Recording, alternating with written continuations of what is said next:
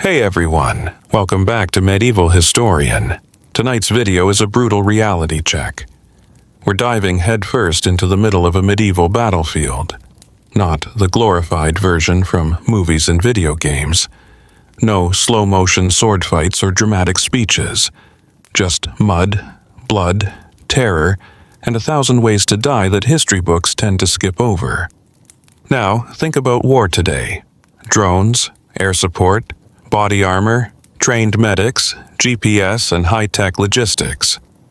Back then, your map was the shouting guy next to you. Your armor was a furnace.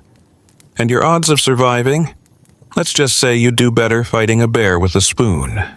So, before we begin, and before you get too comfortable, like the video, subscribe to the channel, and hit the bell so you don't miss the next descent into the past. And tell me in the comments, what city and country are you watching from? And what time is it right now where you are? I'm just a nerd who loves digging into history's darkest corners, and it always blows my mind to see people tuning in from all over the world. Now, grab a seat, dim the lights, and maybe hold your sword tight, because this is why you wouldn't last an hour in a medieval battlefield. You open your eyes to the sound of drums, not the kind you'd hear in a parade, but the kind that seem to rattle the earth itself. You're standing in a damp field under a sky that doesn't care if you live or die. The stench hits you first. Not just sweat and mud, but blood, horse dung, spoiled meat, and unwashed bodies crammed into armor. Your stomach lurches. All around you are men who don't look like heroes. They look terrified. Their eyes dart. Their hands shake. Some mutter prayers. Others vomit. You'd think a battle was about to begin. You'd be wrong, it already has. You just didn't hear the screaming until now. This isn't a strategic chessboard or a cinematic showdown. It's a giant, moving meat grinder. There are no defined lines, no calm commanders issuing precise orders, just thousands of half-starved conscripts shoved into formation, praying they don't die screaming. Every inch of your body already hurts, and you haven't swung your sword yet. That's because you've been marching all night, on foot, in armor, through mud, while carrying weapons, supplies, and the weight of the crushing realization that there is no backup, no rescue, and no time out. Welcome to medieval warfare, where logistics means hoping your horse doesn't die before you do. You glance to your left and see a boy, maybe 15, trying to tighten his father's oversized helmet. On your right, an older man coughs into his mail glove and spits blood onto the dirt. That's not dramatic effect. That's tuberculosis, probably. Half the men around you are already half dead. But you're still pretending you'll make it out of this. That adrenaline rush you're feeling right now? That's your body giving you a head start on either fighting or fleeing.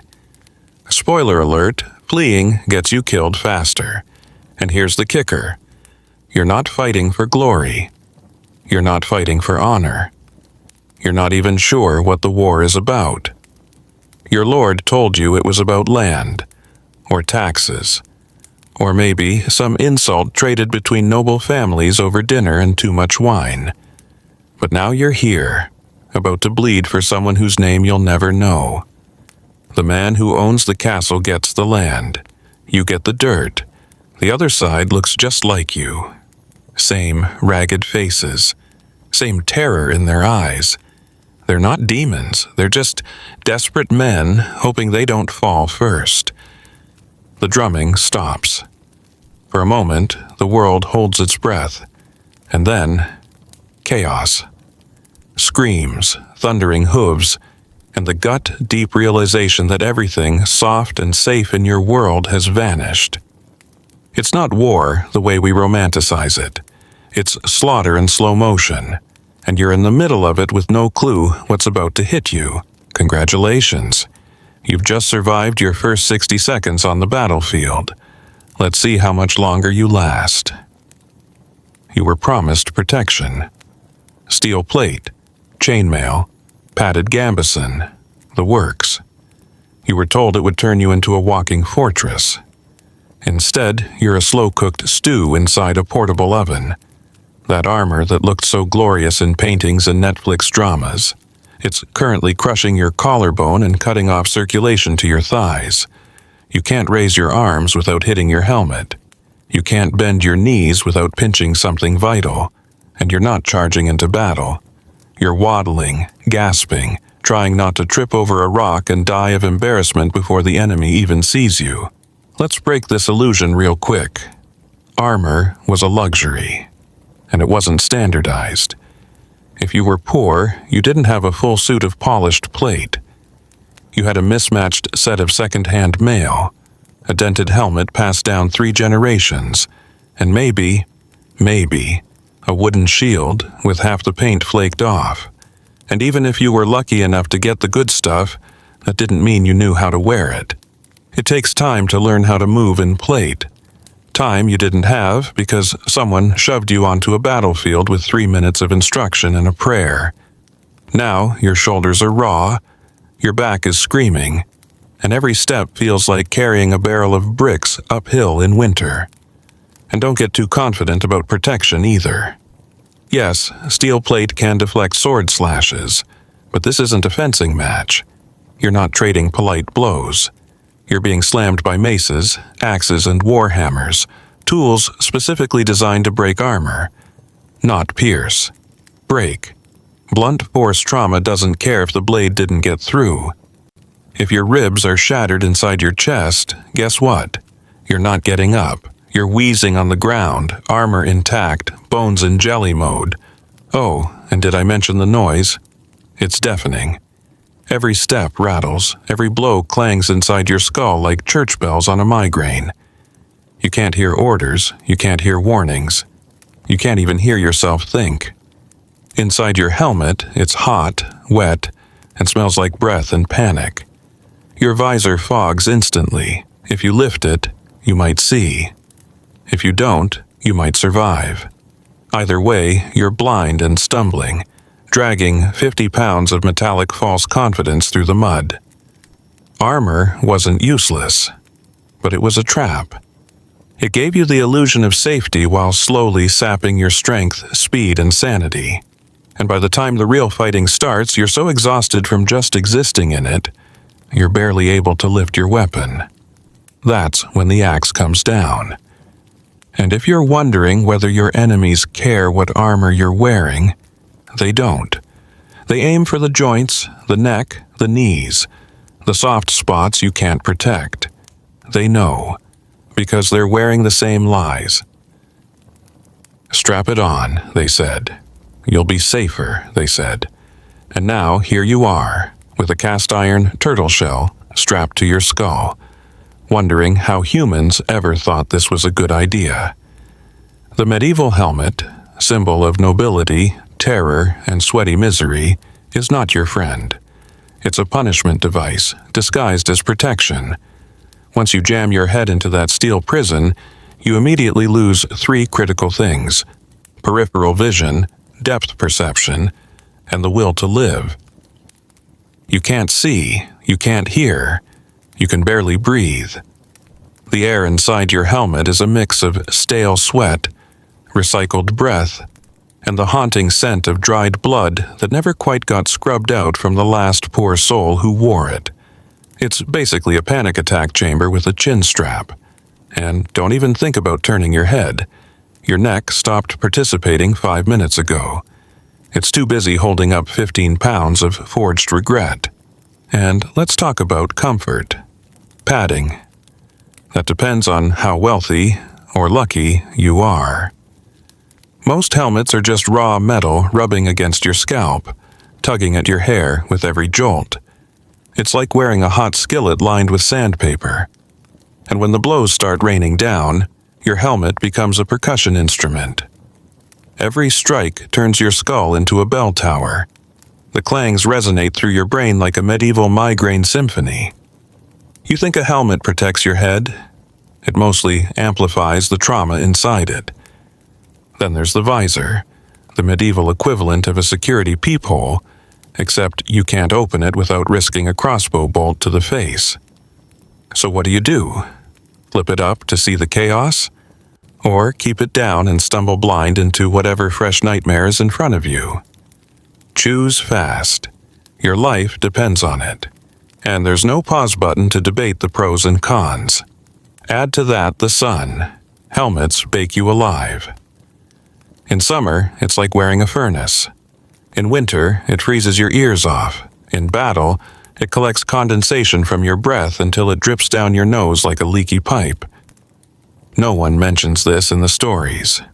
No one tells you about the warrior who suffocated slowly behind a fogged visor while trying to see who just stabbed him in the ribs. You imagined yourself looking like a knight, a shining figure of power and bravery, but really, you look like a confused tin duck trying not to trip over a root. Your helmet isn't heroic, it's claustrophobic. It doesn't make you stronger. It traps you inside a sensory-deprived metal nightmare where every second feels like the moment before a crash. And in the chaos of war, you need every sense working. But thanks to this neck-breaking, breath-stealing relic, your senses are muted and your survival odds just dropped by a full generation. From a distance, chainmail looks impressive. Elegant loops of metal glinting in the sun, hugging the body like a medieval bulletproof vest. It whispers of protection, bravery, and a certain rugged nobility. But wear it for 5 minutes, and you'll quickly realize the truth. It's not armor, it's wearable punishment. 1,000 tiny rings sewn together into a sweaty death blanket that drags you down like guilt in physical form. First off, it's heavy, not in the "this is slightly uncomfortable" way. No, this is your spine is now a question mark kind of heavy. A full hauberk of mail can weigh between 20 to 30 pounds, clinging to your body like an ex-girlfriend who won't let go. And it doesn't distribute weight evenly. It drapes, it pulls, it constricts. Your shoulders ache within minutes. Your hips grind, your thighs chafe until you feel like you've been sandpapered by Satan. And don't even think about flexibility. Chainmail doesn't move with you, it resists. Every twist of your torso is met with the grinding bite of metal on skin. Every reach, every lunge, every desperate duck to avoid a sword blow is a wrestling match with your own outfit. The mail shifts, digs in, pinches, and leaves welts. You're not a warrior. You're a medieval sausage, sweating in your own steel casing. Then there's the sound. Oh God, the sound. Every movement makes you jingle like a sack of cursed coins. You cannot sneak. You cannot surprise. You are an auditory beacon of death, or at least of comedic failure. And when the real fighting begins, your chainmail does what it does best. Delay your death by a few seconds, because that's all it does. It's not invincible. Sure, it might stop a slashing sword, but a good thrust, a hard arrow, a blunt mace, it goes right through or around it. Chainmail isn't a force field, it's a suggestion. Let's also not forget hygiene. You've been sweating into this thing for weeks. It's soaked with old blood, rainwater, and fear. It rusts, it stinks, it tears out your body hair like a metal wax strip every time you move. And if you do take it off, which takes forever, it leaves you with red marks, bruises, and possibly a fungal infection. Still feel cool? Still want to cosplay as a knight? Because on the battlefield, your chainmail isn't keeping you alive. It's slowing you down, wearing you out, and turning you into the world's most exhausted human maraca. And when someone finally cuts you down, and they will, it won't be a clean slice. You'll go down tangled, bleeding, and wrapped in a metallic net you paid dearly to wear. Welcome to medieval fashion. It kills. Before swords ever clash, before the arrows darken the sky, before you even get close enough to smell another man's fear, you're already exhausted. Why? Because this is medieval war. And war doesn't begin with the charge. It begins with the march. You've been on your feet for hours, maybe days, trudging through knee-deep mud, rain-soaked roads, and fields that used to be farms but now resemble swamps sprinkled with rotting livestock and broken wagons. There's no sleep, no shelter. You spent the night huddled under a scrap of cloth that the wind promptly turned into a soggy flag of failure. You tried to eat stale bread so hard it nearly cracked a molar. Your only drink? Warm beer that tastes like bread soup and disappointment. Your body hurts in places you didn't know existed. Your calves feel like firewood about to snap. Your shoulders are raw from the straps of your armor, which now smells like a week-old dead goat marinated in armpit stew. Every breath is a wheeze. Your feet? Blistered, bloodied, and soaked, and you have no socks. They weren't issued. You stuffed straw into your boots, hoping for padding. Instead, you now have straw-shaped cuts and a growing suspicion that something is nesting between your toes. Your thighs are chafing so badly that each step feels like a cheese grater's slow revenge. But there's no stopping. If you collapse, you're not given aid. You're left behind. And behind means death. Or worse, conscription by the enemy and another round of this hell just on the other side of the line. Still, the officers scream, "Move faster!" From their horses, of course. They're not walking. Why would they? Horses are expensive and precious. You're a walking meat sack, replaceable, disposable. The march doesn't pause for sprains, illness, or despair.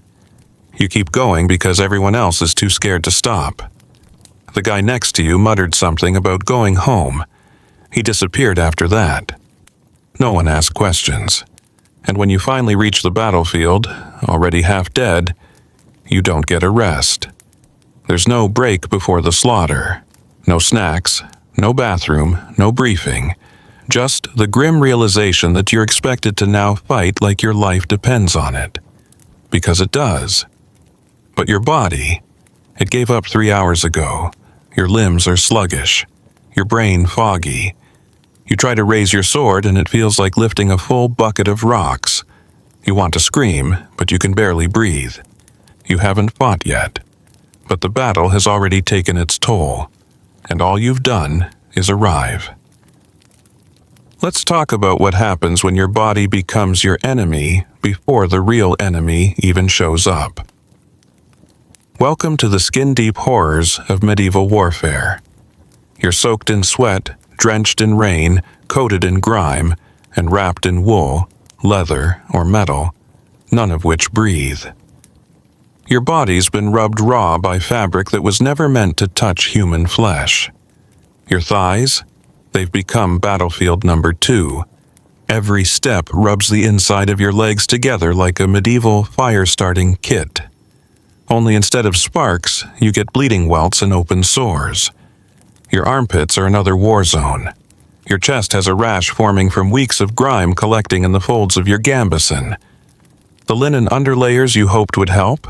They're soaked with old sweat, salt, and fungus. You stink. Not a mild funk.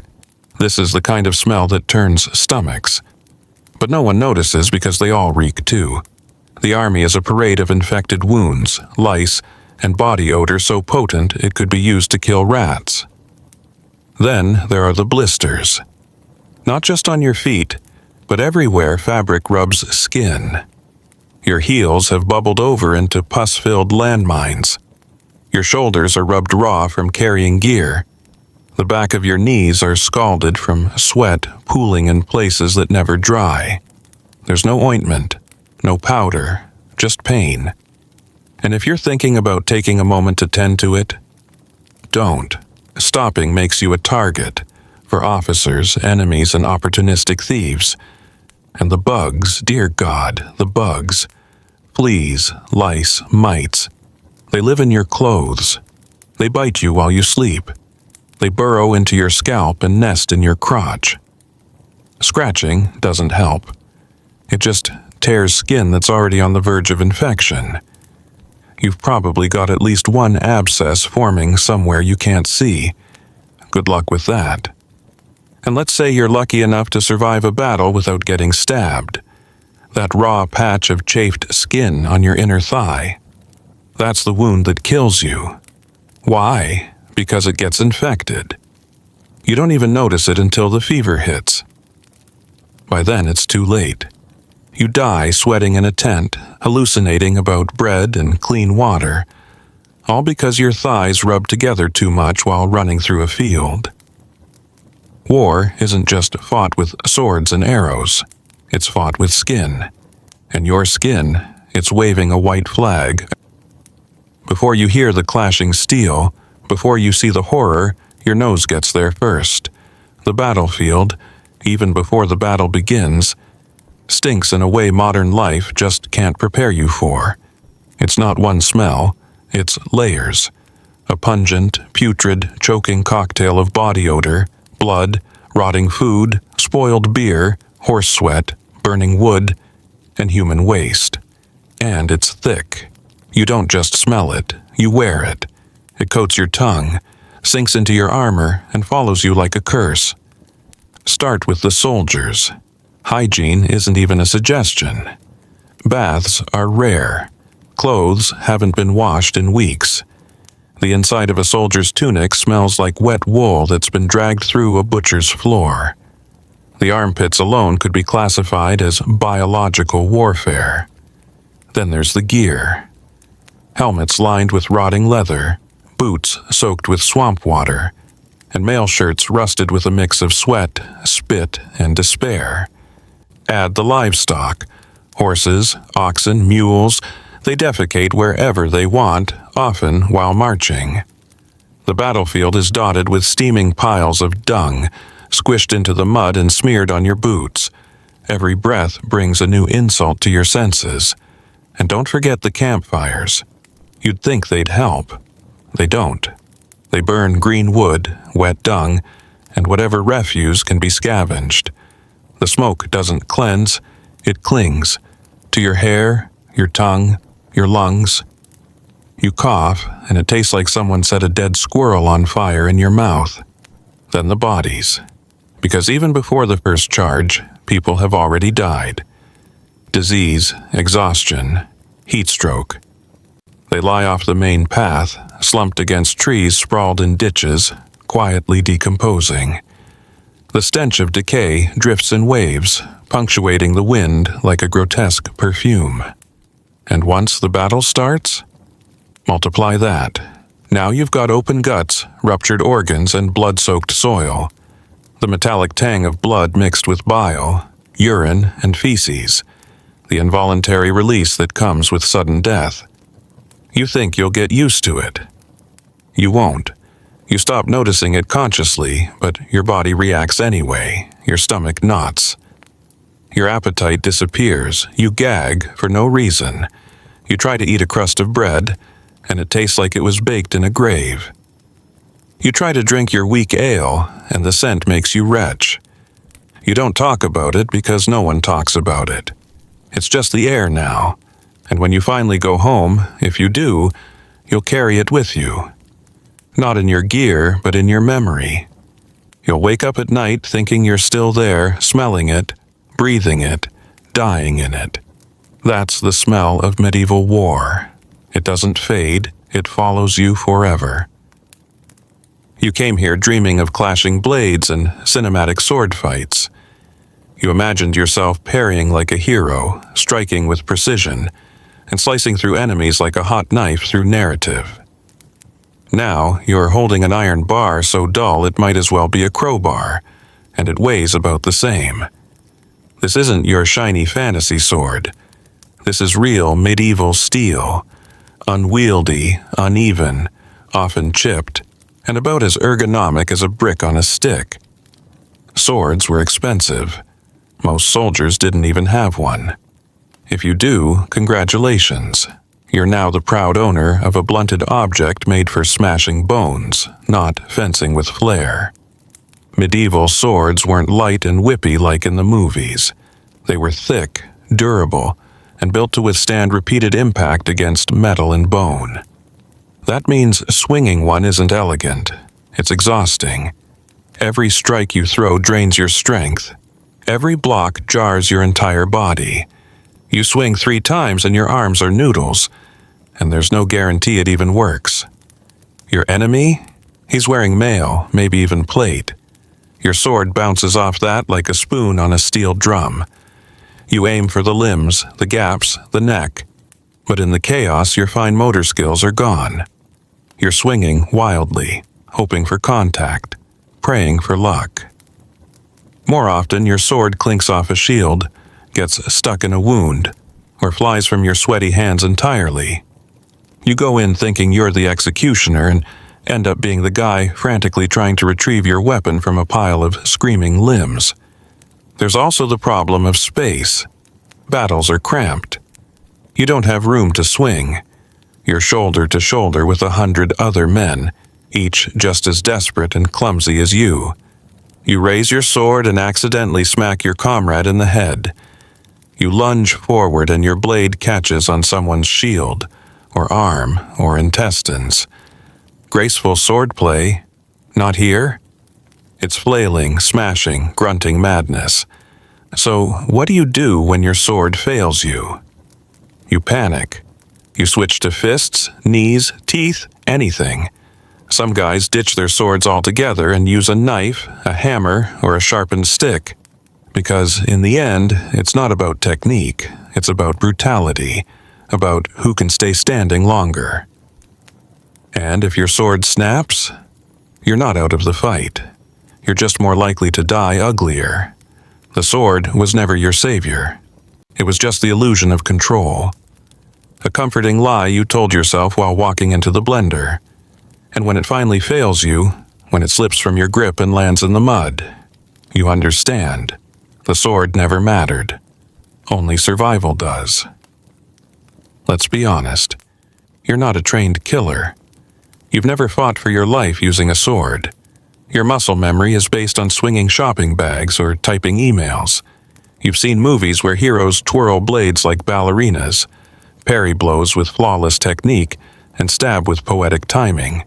But here, now, you're gripping your sword like it's a log pulled from a fire, and every second you don't drop it is a minor miracle. Medieval combat training took years of drilling footwork, learning how to read an opponent's movement, figuring out how not to die within the first 10 seconds of a fight. But you didn't get years. You got a sweaty man screaming, "Swing low and stab hard," before handing you a blade and shoving you toward the front. You don't know how to block without exposing your ribs. You don't know how to angle your wrist to absorb impact. You don't know how to kill. And that's the real problem. Your instincts are wrong. When someone charges you, you flinch and back up. Fatal mistake. The guy next to you just lost half his face because he hesitated. Another one stabbed wildly and got his arm hacked off in return. This isn't about precision. This is a meat grinder, and you're holding a butter knife. You swing too slow. You swing too high. You overextend and lose your balance. You step on a corpse and fall. Now you're on your back, sword out of reach, gasping through your helmet while someone with far more experience raises a mace over your head. Even if you manage to land a hit, it's not clean. It's ugly. You don't pierce cleanly through the heart or sever a head like in the movies. You hit an arm, it doesn't slice, it cracks. The man screams, and you panic. You don't finish him, you freeze. That hesitation, it'll kill you, because someone else just saw you hesitate and they don't. And if you're thinking you can figure it out as you go, good luck. The battlefield is not a training ground. It's a chaos simulator. You're dodging hooves, stepping over bodies, slipping on entrails, and trying not to pee yourself every time steel hits steel. Your mind wants to survive. Your body has no clue how. And there's no reset button. One mistake, one misstep, and you're bleeding out while staring at the sky and wondering where your hand went. That sword in your hand. It's not a tool. it's a liability. Because without the training to wield it, all it does is make you feel like you have a chance. And on a medieval battlefield, that false sense of hope might be the cruelest cut of all. You don't hear the first one. That's the point. It comes with a whisper and ends with a thud or a scream or silence, depending on where it lands. Arrows don't announce themselves like swords. They arrive uninvited, unannounced, and far too fast. And they don't come alone. They come in clouds, dozens, hundreds, entire skies turned black with incoming death. You might think, I'll just block it with my shield. That assumes you're holding your shield at the exact right angle while running, screaming and ducking. It assumes the arrow isn't coming from above, or the side, or through the air with enough force to punch through a man and pin him to the earth like a grisly tent stake. Arrows aren't precise, but they don't have to be. In medieval war, arrows are about volume. They saturate the battlefield. They're the medieval version of a welcome mat, except this one's covered in blood and regret. The worst part isn't when they land. It's right before, the silence, the brief moment where everything slows. You hear the wind, you hear the hiss, then the screams, men dropping mid-sentence. A soldier running next to you collapses with an arrow in his eye. You turn to say something and catch one in the thigh. It doesn't kill you yet. But now you're crawling, bleeding, dragging a useless leg through mud that's already red. And if you think armor saves you, only sometimes. Arrows were designed with thick armor in mind. Bodkin tips, long, narrow, armor-piercing nightmares, could slip right through chainmail and wedge into bone. Some arrows don't even need to pierce.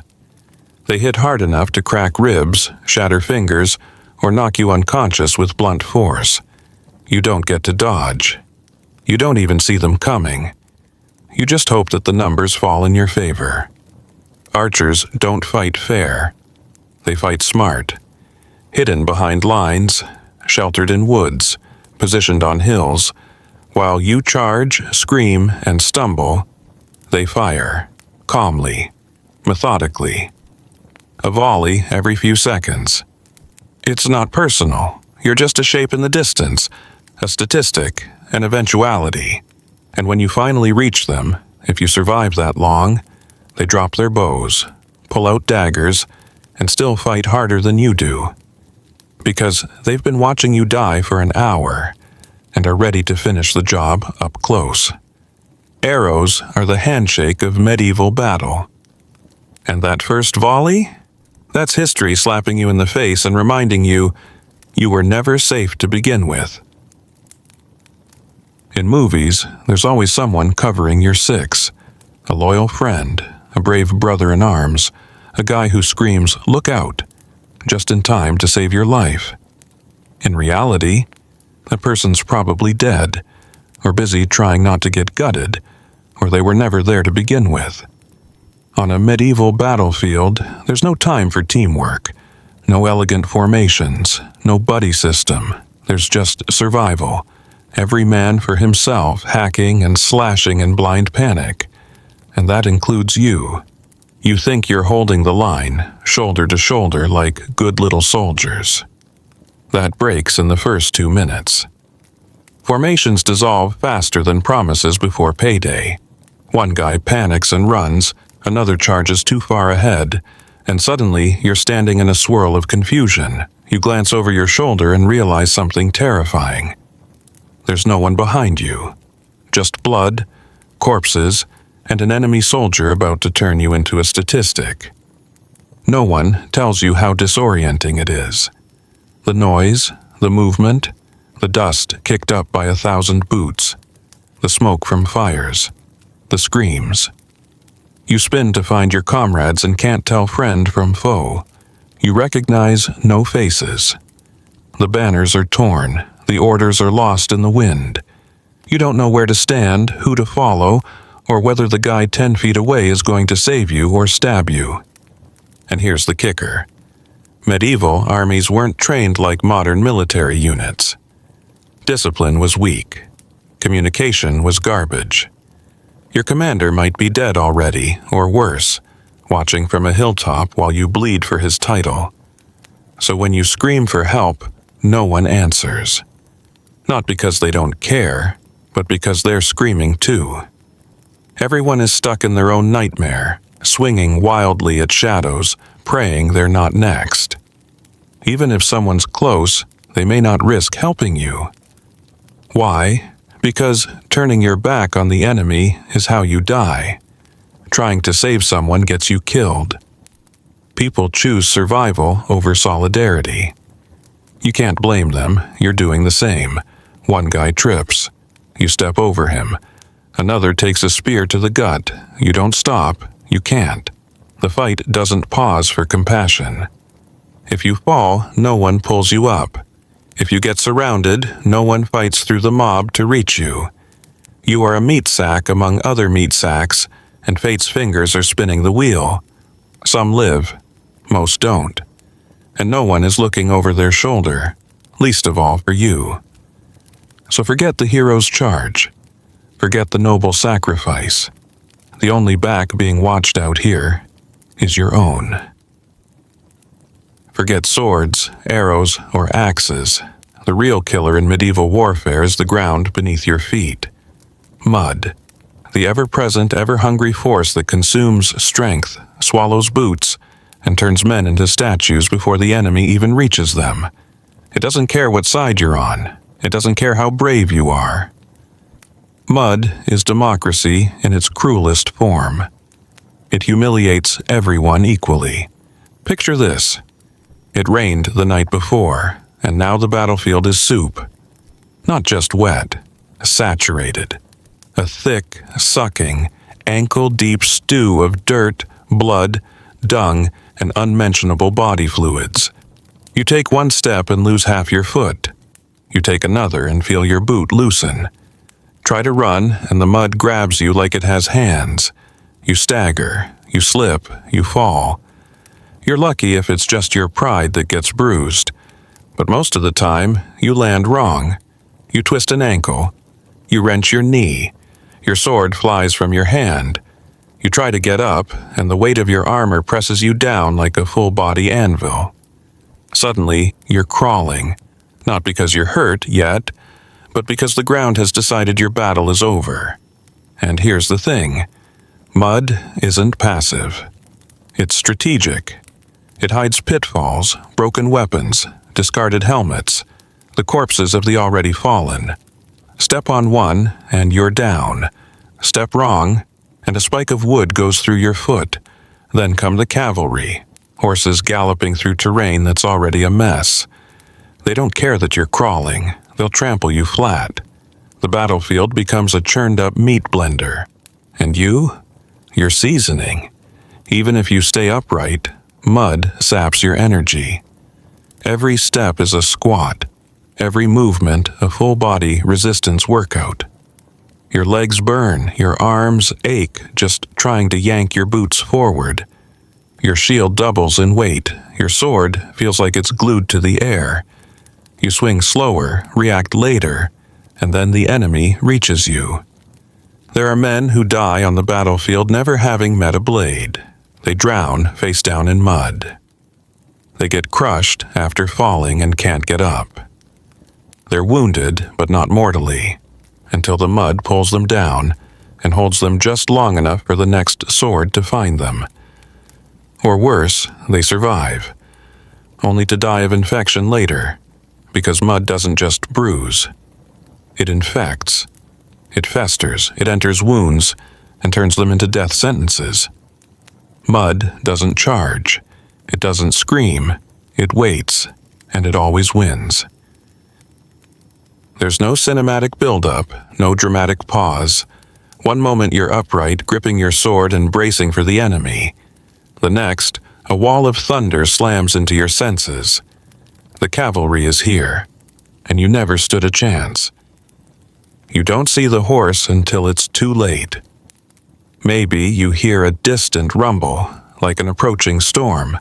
Maybe someone shouts. Maybe. But by the time you realize what's coming, you're already airborne, or worse, underfoot. A warhorse isn't some sleek, gallant creature trained to bow to royalty. It's 1,000 pounds of muscle and hooves, built to crush bones and trample anything in its path. And when they charge, they don't swerve. They go through. You thought your shield would protect you. It doesn't. You thought your formation would hold. It doesn't. The horse hits like a battering ram with a heartbeat. Your ribs crack. Your breath vanishes. Your weapon flies from your hand. And suddenly you're looking up at the sky, stunned and broken. That's if you're lucky, because more hooves are coming. And they don't stop to check if you're all right. Maybe you manage to roll. Maybe you crawl. But the battlefield doesn't wait. Behind the cavalry come the foot soldiers, stomping over whatever's beneath them. Armor, mud, or human bodies. You are now terrain.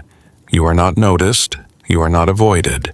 You are an obstacle to be stepped on or over. And it's not just your body that takes the hit. It's your morale.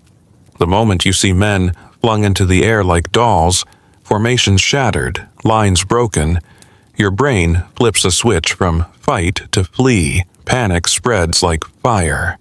Some soldiers drop their weapons and run. Others freeze and die where they stand. Those who stand their ground, they become speed bumps for a cavalry charge trained to turn fear into momentum. And don't assume the horse is the real danger. The rider on its back.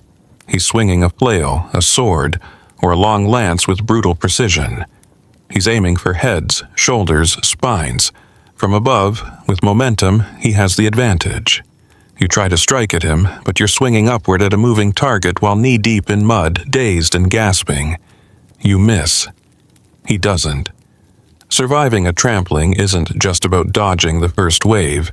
It's about surviving the aftermath. Broken limbs, internal bleeding, cracked helmets, weapons lost. And worst of all, you're disoriented. You don't know where the enemy is now. You don't know where your unit went. You don't even know which direction is safe. All you know is pain, and the fact that you can't breathe without tasting blood. And just when you think it's over, you hear it again. That distant rumble, another charge, another thunderclap of death. And this time, you're still on the ground. Let's get this myth out of the way. Horses are not your noble companions on the battlefield. They're terrified, furious, and barely under control. You might think you'd feel powerful riding one into battle. That illusion lasts until the first scream or the first drop of blood. Then your warhorse becomes a panic machine on 4 legs, capable of crushing skulls and bucking you off to your death. A trained warhorse was a living weapon, yes, but only when handled by someone who knew exactly what they were doing. And spoiler alert, that's not you. You get on, it bucks. You try to steer, it veers. You shout, it bolts. You're not riding into glory, you're hanging on for dear life. And when you fall, and you will, you'll do so wearing 50 pounds of armor, right into mud and chaos, surrounded by steel, hooves, and pain. But even if you're on foot, horses are still a nightmare. They're massive, they move fast, and they do not care about your personal space.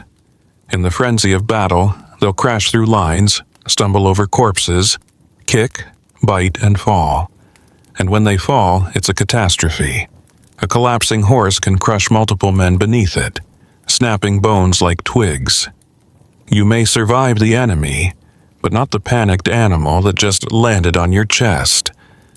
The battlefield is noisy, confusing, and violent. 3 things horses famously hate. They rear at sudden movement. They bolt at loud noises. They don't charge because they want to. They charge because they're driven forward by force, training, or blind fear. When they're hit, they scream. When they die, they thrash. And when you're near that thrashing, you're in trouble. You might try to hide behind one. That's cute. Until it kicks you in the face. You might think you can dodge between their legs. That's hilarious, until your rib cage meets an iron horseshoe. The idea of the chivalrous knight calmly guiding his mount through war is fiction. Real war horses were high-strung, semi-weaponized beasts barely hanging on to reason. And if you think the enemy's horses are any better, think again. They're bigger, faster, bred for war, and they don't swerve. You're not a threat, you're a target. They don't hesitate, they don't pause, they don't pity. And if you're in the way, you'll learn firsthand that death doesn't always come from a sword. Sometimes it comes with a snort and 4 iron feet. It's one of those things no one tells you to expect, because it sounds absurd. But on a medieval battlefield, slipping on a body isn't just possible, it's practically guaranteed. The ground is a graveyard before the fight is even halfway through. Corpses pile up fast, and you're not just walking among them. You're stumbling, tripping, crashing into them like the world's most horrific obstacle course. You try to move forward, and your boot lands on something soft, squishy, and wrong. A dead man's abdomen split open. It gives under your weight with a wet sound you'll never forget. You recoil, but it's too late. Your balance is gone. Your other foot finds an arm, a broken shield, or worse, a severed head. You go down, face first, into something that used to be someone. Now you're on the ground, trying to push yourself up, but the surface beneath you isn't mud anymore. It's limbs, torsos, blood-slick metal. The earth has become a canvas of death, slippery, unstable, and eager to take you down again. Each time you try to rise, your hand hits a breastplate. Your elbow sinks into a pool of gore, and your knee finds a shattered rib cage that cracks beneath you. There's no dignity in it. You flail, you grunt, you crawl. You're smeared with whatever fluids have pooled from a dozen dead men, and in that moment, you're not a warrior. You're just another body in waiting. The enemy doesn't pause to let you regain composure. Someone sees you go down, and that's the cue. You're vulnerable, exposed, the perfect target. You try to roll, to twist, to defend yourself, but you're stuck in a pile of limbs that pull you down like hands from the grave. You scream, but it's muffled.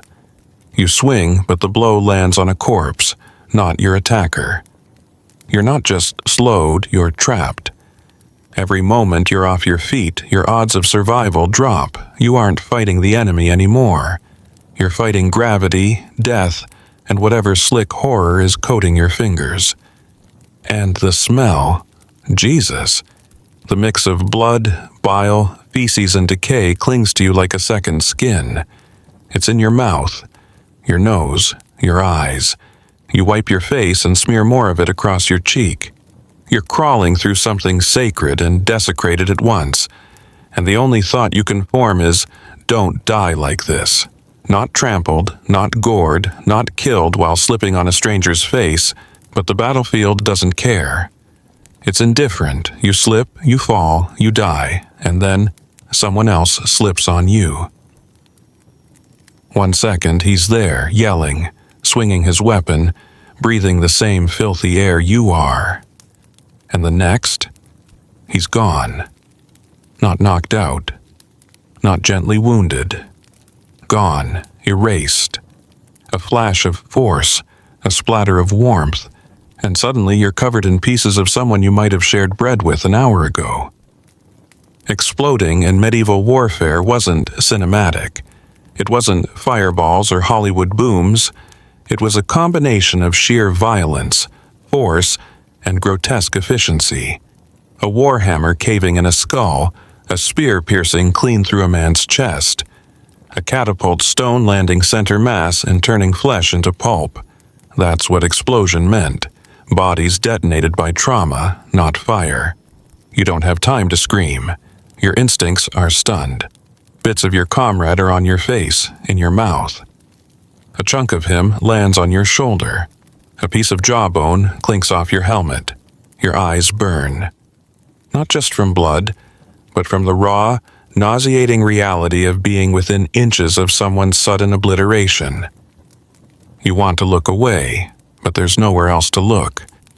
The space he occupied is now a red mist, and beyond that, the enemy is still coming. You blink, wipe your eyes, and try to shake it off, but you feel the weight, the warmth, the horrifying intimacy of another human being's insides smeared across your armor. And the worst part? This isn't rare. You'll see it again, and again, and again. Men don't die cleanly. They burst, they splinter, they rupture like overripe fruit under pressure. Sometimes it's from direct hits. Other times it's collateral damage. A ballista bolt misses you and hits the guy next to you.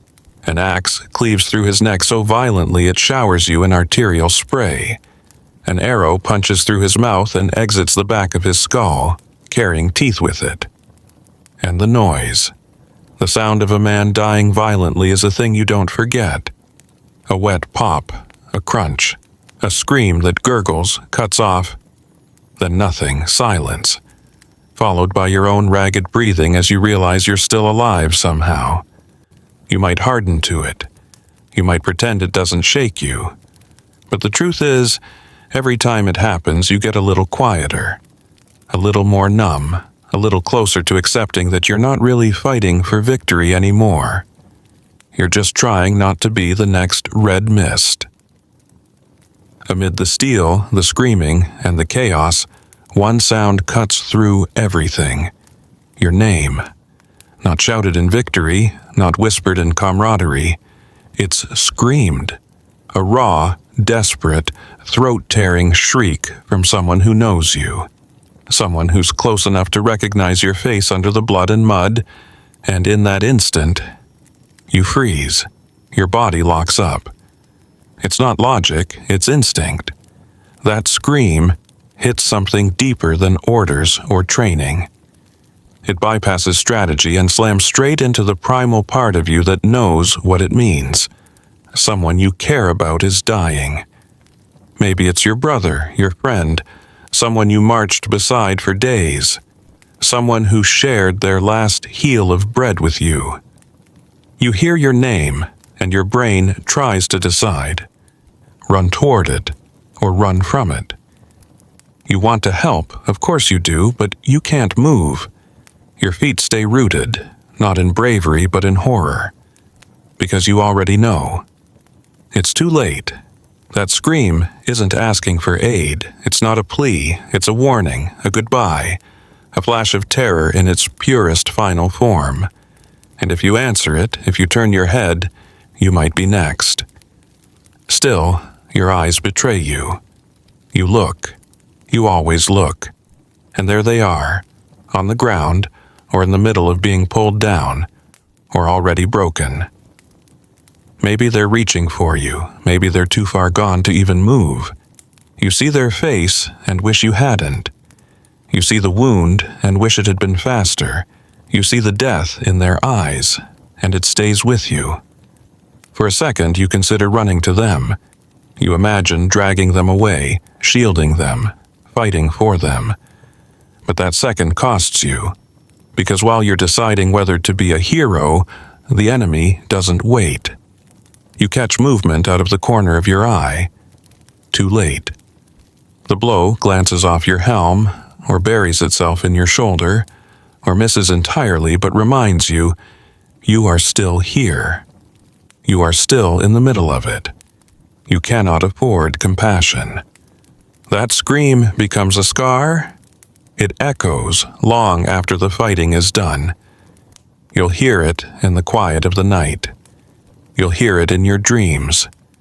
You'll remember the moment you froze, the moment you didn't help, and you'll ask yourself, could I have saved them? Would I have died trying? Was I a coward? But there are no answers. Just the knowledge that the battlefield doesn't honor loyalty. It punishes hesitation. It drowns out names with blood. And if someone screams yours next, well, let's see who freezes. The moment should feel like relief. After all, the arrow didn't hit you. It whistled past your ear like death, whispering a joke, and slammed into the man beside you. But relief doesn't come, because now you're holding a dying man, and it's your fault. At least, it feels that way. He was standing shoulder to shoulder with you, just like always. You moved at the last second, he didn't. The arrow caught him high in the chest or low in the gut. Doesn't matter. Both are fatal. There's a sound like wet leather tearing, and suddenly he's gasping, folding in on himself, collapsing into your side. You try to catch him, you try to hold him, but he's slipping, slick with blood, already fading. Your brain can't process it. You were just talking, you just joked about the food, or the smell, or how cold it was this morning. And now, his eyes are wide and terrified, staring at you, asking questions you can't answer. What happened? Am I going to die? You don't speak, because there's nothing to say. You press your hand to the wound, but you're not a healer. You can't stop what's already begun. You shout for help. No one hears. Everyone's too busy dying in their own corners of the battlefield. You look around for anything, cloth, a medic, someone with some idea of what to do, but all you see is chaos. And in your arms, your friend begins to twitch. The pain is unbearable. His body is going into shock. He's trying to breathe, but it's shallow and wet, like he's drowning inside himself. The arrow's still there. Part of you wants to pull it out. Don't. That makes it worse. But it doesn't matter. He's not going to make it. You know it. He knows it. He's just waiting for you to say something. Anything that makes this easier. But what can you say? You can't promise he'll live. You can't lie well enough right now. So you hold him tighter, and your tears mix with his blood.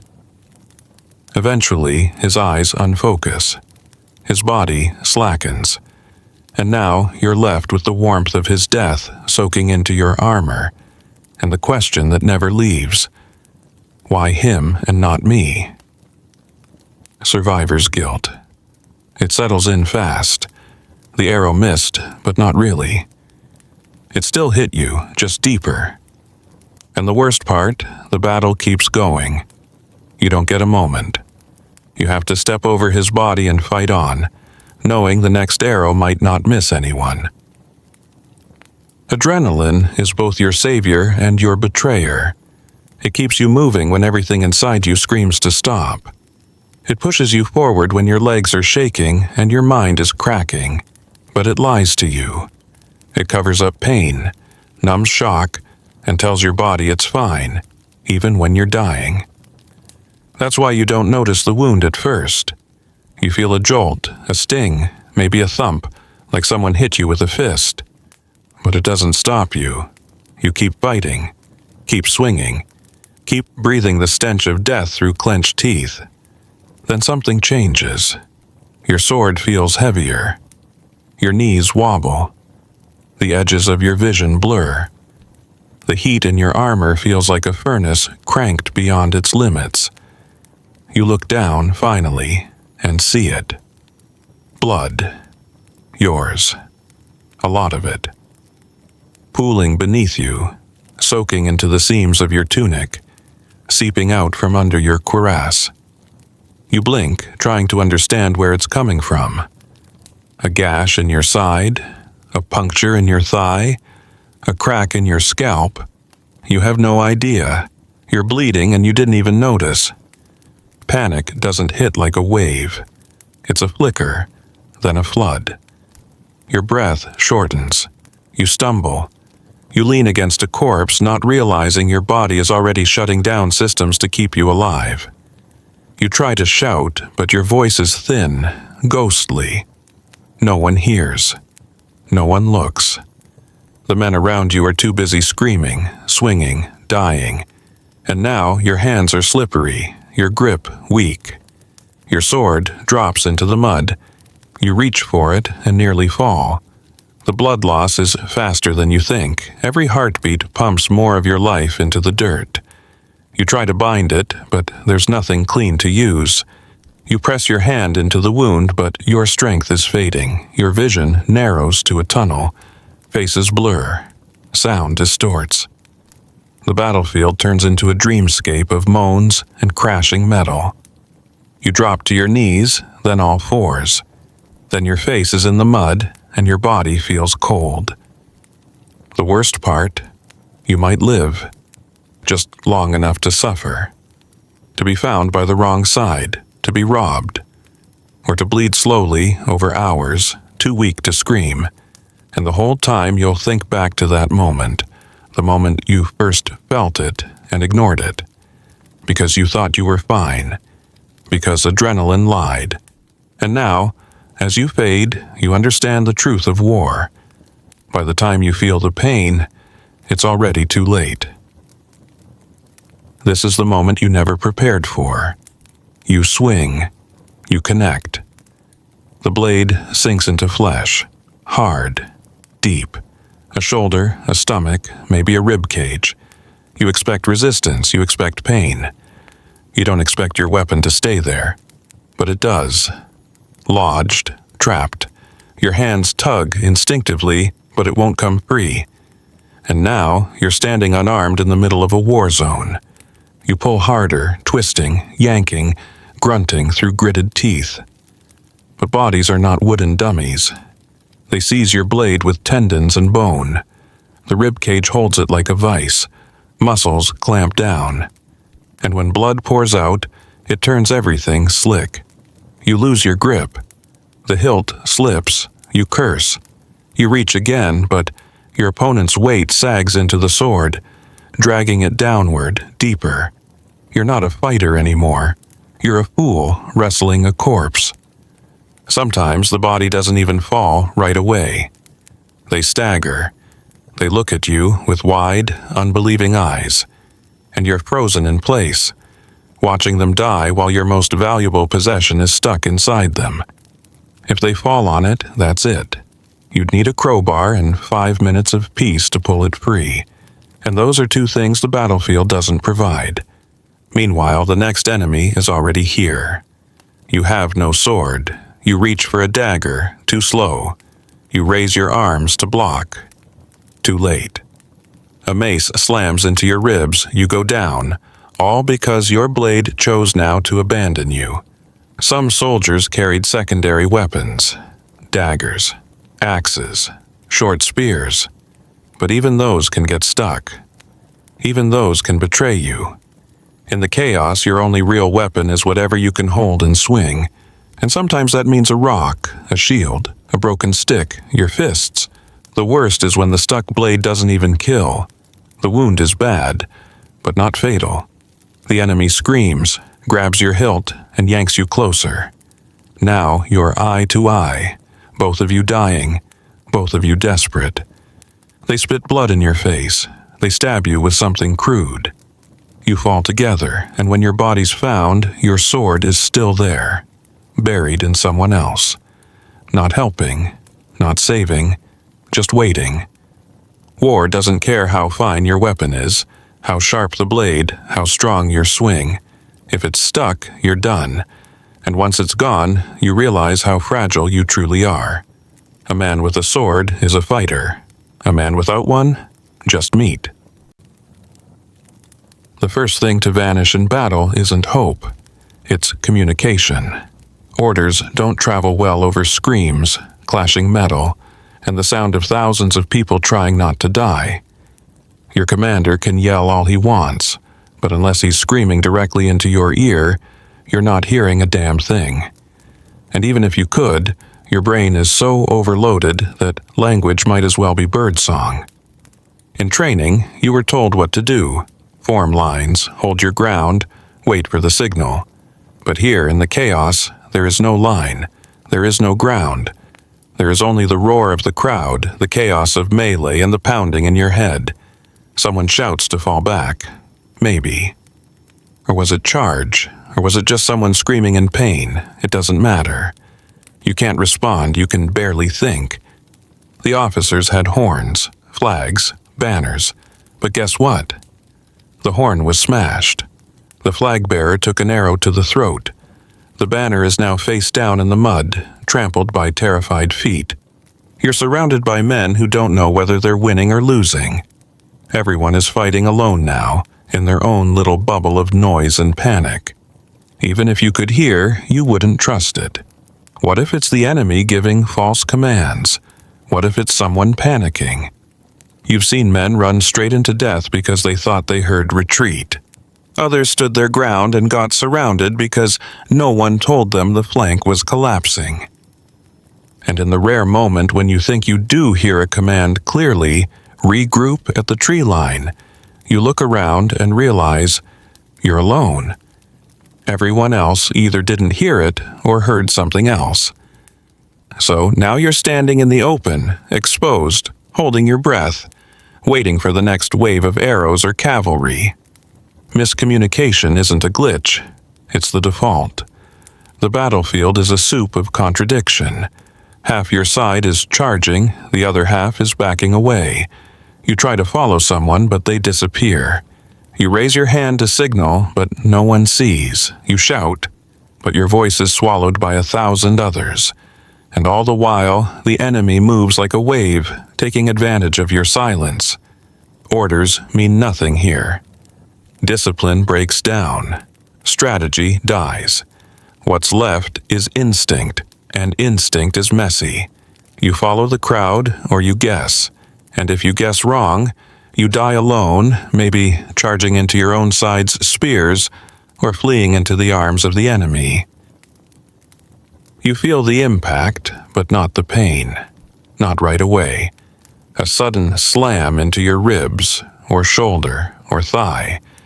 It knocks you sideways, but you're still standing. You look down and there it is. A gash, a puncture, a spreading red stain. It should hurt. It will hurt. But for now, your body is running on panic and rage and survival, and the pain hasn't checked in yet. So you keep fighting. Because what else can you do? You swing your sword even though your arm doesn't feel right. You shift your weight even though your leg is screaming. You try not to look at the wound too long because the moment you acknowledge it, the moment you truly see it, your mind might give up. And if your mind gives up, your body follows. The man who stabbed you. He's already dead. You killed him with your last clean breath. But now every breath after feels harder, shallower. Your lungs burn, your side aches. You're starting to feel it now. Each movement is punishment. Each step a negotiation between pain and panic. But the battle hasn't stopped, so neither can you. You fight on, wounded. You tell yourself you're fine, that it's not that bad, that you've seen worse. You even start to believe it. But your body knows it's bleeding faster than it can clot. Your grip weakens. Your sword feels heavier with every second. The weight of your armor, once reassuring, now drags you toward the earth like guilt.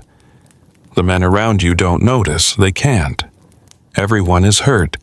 Everyone is dying a little. No one has time to check if your stagger was from fatigue or a gut wound. If you collapse, they'll just step around you, or over you.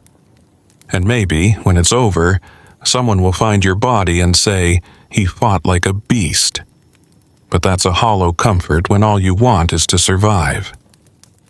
Eventually, you start to slow. The adrenaline thins out. The pain flares up. You begin to feel cold. You wonder how much longer you can fake being whole. But there's no time for self-pity. Not here. Not now.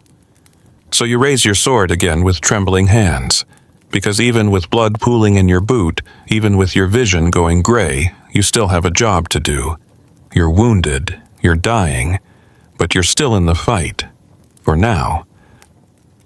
You see him fall, not far from you. A friend. Maybe the closest thing to family you've had out here. The man who shared food with you, whispered jokes in formation, tightened your armor before the first clash. He goes down hard, hit in the leg or the gut, maybe both. He screams your name. Not for glory, not for drama. Just desperation. He's not dead yet. and he's looking at you with eyes that beg for something no one can give. You rush to him. You shouldn't, but you do, because some bonds are stronger than fear. You drop your weapon. You crouch. You grab under his arms, or by the straps of his cuirass, trying to pull him up, out, away from the melee. But he's heavy. His armor weighs as much as yours, and he's not helping. He's limp, bleeding, maybe unconscious now. You pull anyway, you strain, your muscles burn, your vision narrows. You hear the chaos getting closer. You feel it creeping. The ground beneath him is mud and blood. It sucks at his body like a swamp. Each tug pulls you an inch, but the battlefield is measured in yards. You're panting, swearing, crying maybe. You try not to look at his face, but when you do, it's pale. His lips are blue. The blood's coming too fast. You know, he's already gone, or he's about to be. But you keep pulling, because stopping would mean admitting it's over. Then comes the real horror. Someone charges you. An enemy, not even aiming for you specifically, just swinging at anything moving. You raise your arm to block. Your friend takes the hit instead. His body jerks in your hands. You scream something, maybe a curse, maybe just a sound. You swing wildly, kill the attacker, and collapse again beside the only person who still made this nightmare feel human. A decision forms in your chest like a knife. Keep trying or let go. And that's when the guilt wraps around your throat like a noose.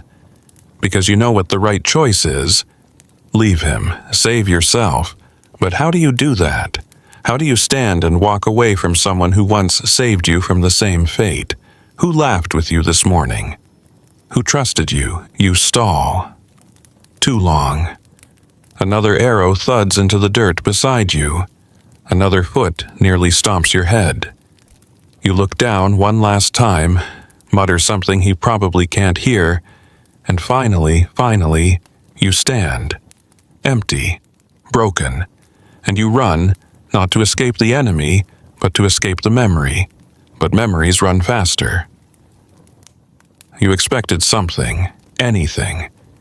Guilt, triumph, regret, maybe even pride.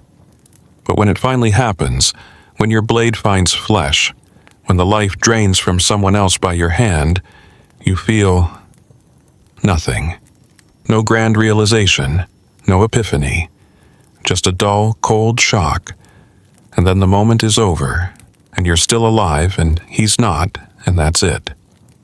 The first kill isn't a duel. It's not clean. You didn't lock eyes. You didn't bow. You didn't plan. It happened fast. He was there. You swung.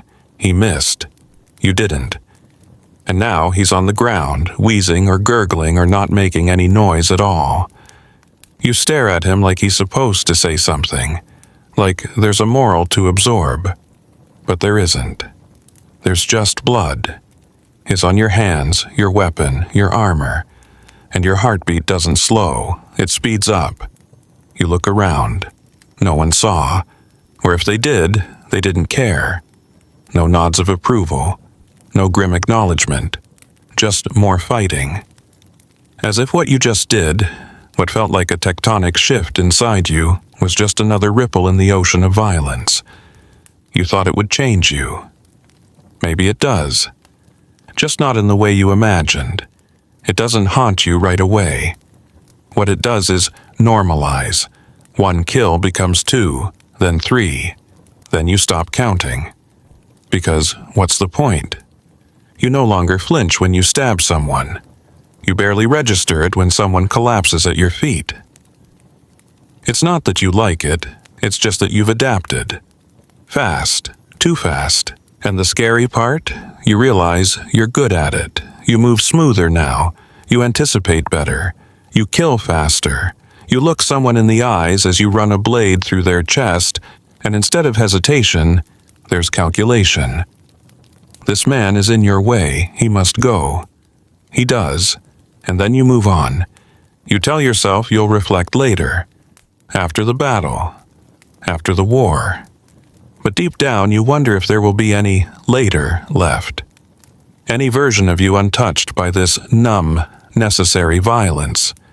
You killed a man today, and it didn't feel like triumph. It didn't feel like tragedy. It barely felt like anything at all. And that emptiness? That's what scares you most. No one's keeping score out here. There's no narrator, no war room strategist whispering updates in your ear. You're in the middle of a swirling storm of violence, and the only thing you truly know is whether or not you're still breathing. The idea of winning feels distant, almost absurd. What does that even look like? You've killed, you've bled, and you've watched men die screaming inches from you. But are you winning? Who the hell knows? You glance around and see nothing but madness. Bodies everywhere. Some alive, some twitching, some too still to check. The line you were supposed to hold is gone.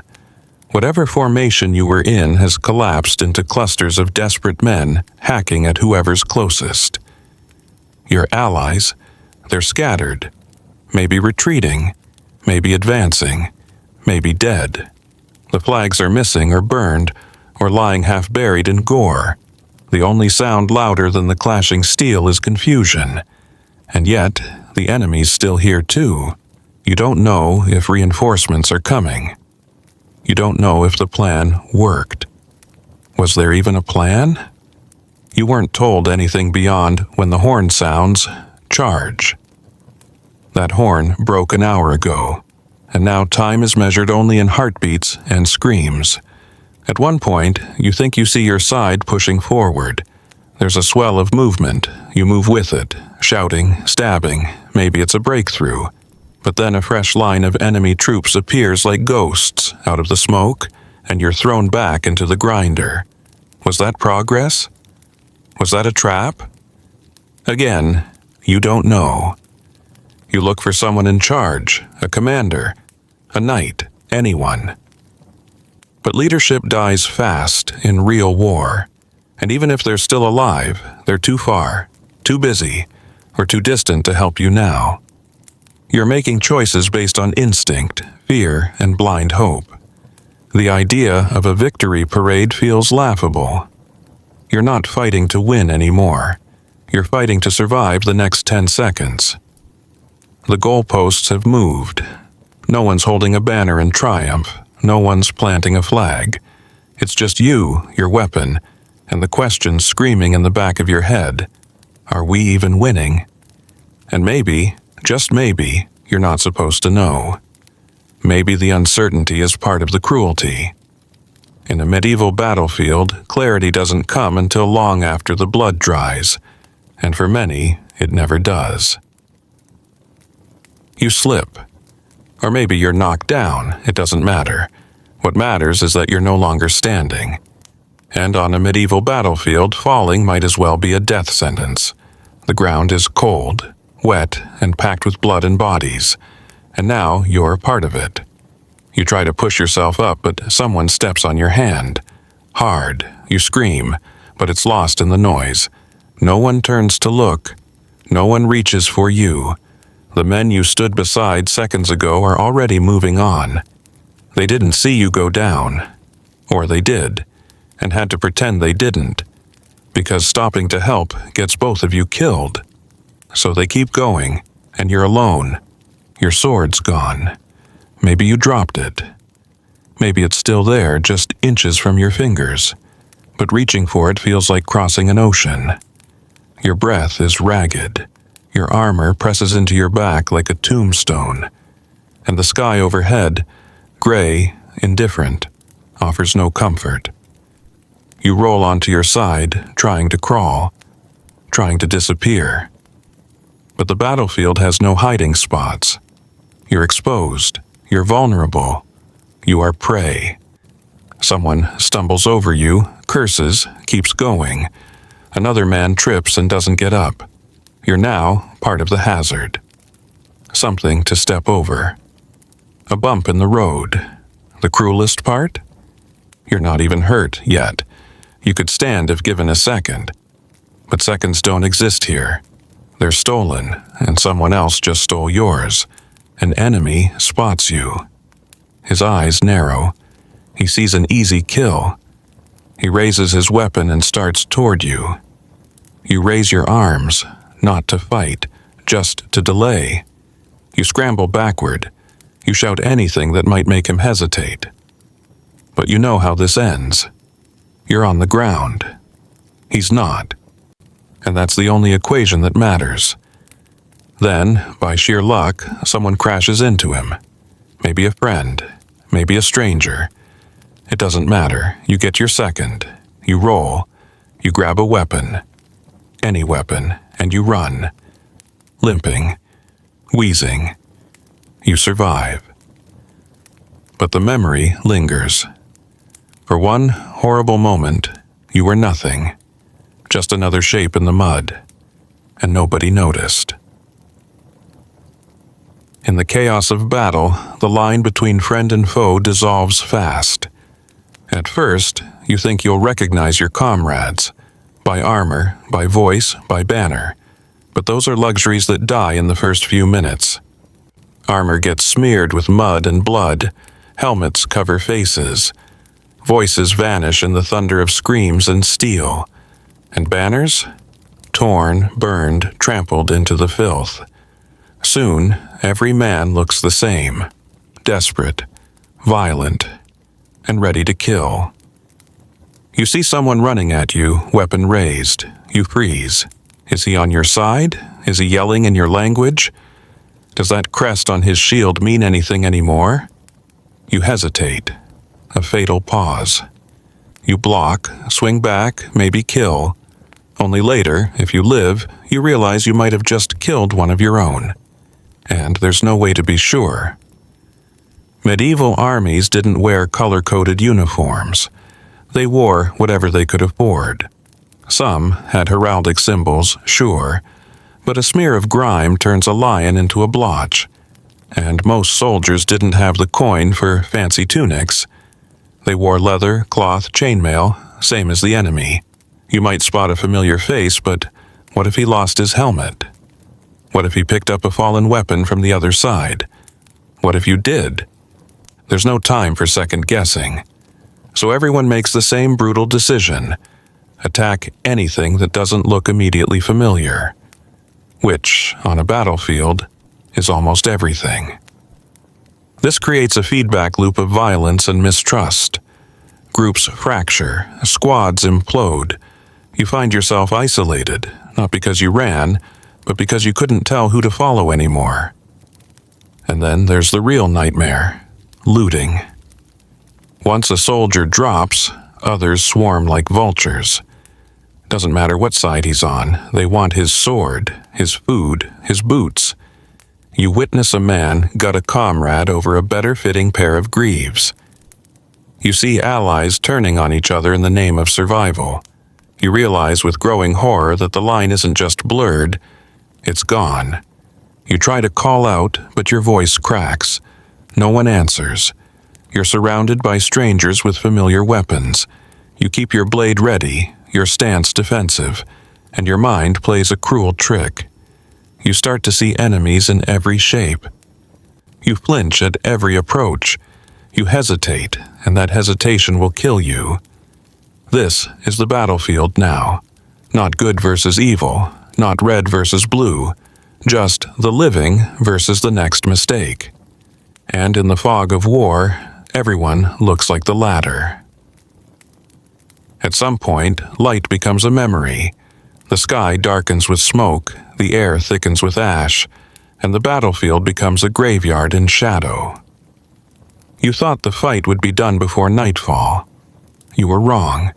Now you're swinging your sword in near total darkness, hoping to hit flesh and not friend, praying not to trip over a corpse you can't see. Your helmet visor is smeared. Your eyes sting from sweat and grime. The fires flicker dimly in the distance, casting twisted shadows that play cruel tricks on your mind.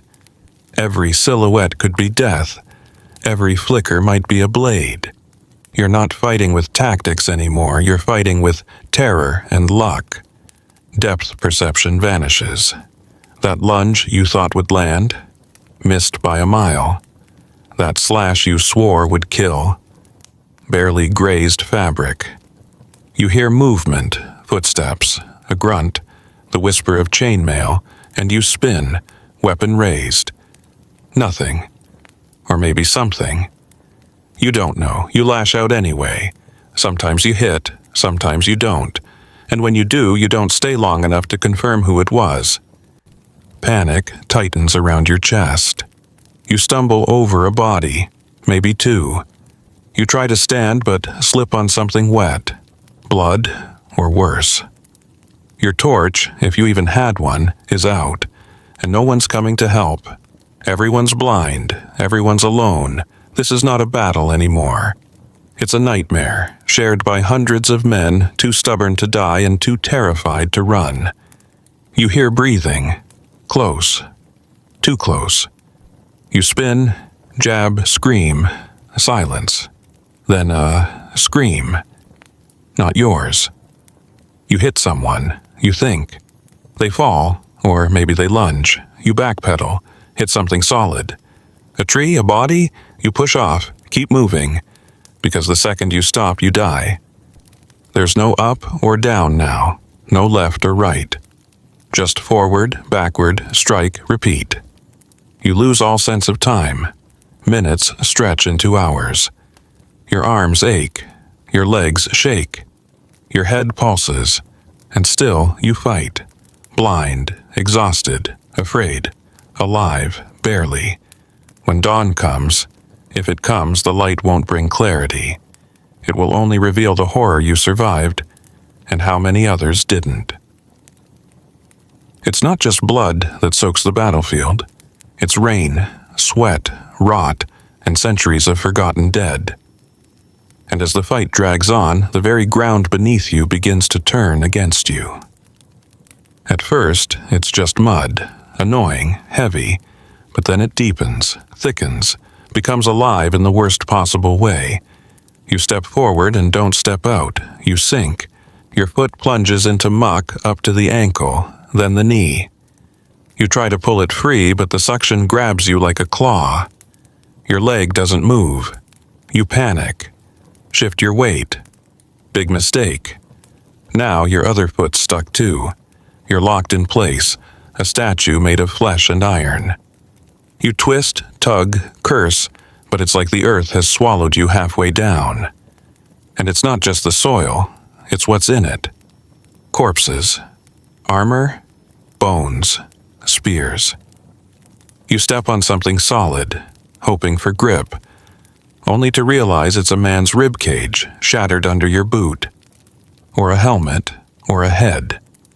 The mud isn't just dirt, it's bodies churned into pulp by boots, hooves, and wheels, and you're standing on a grave that grows every hour.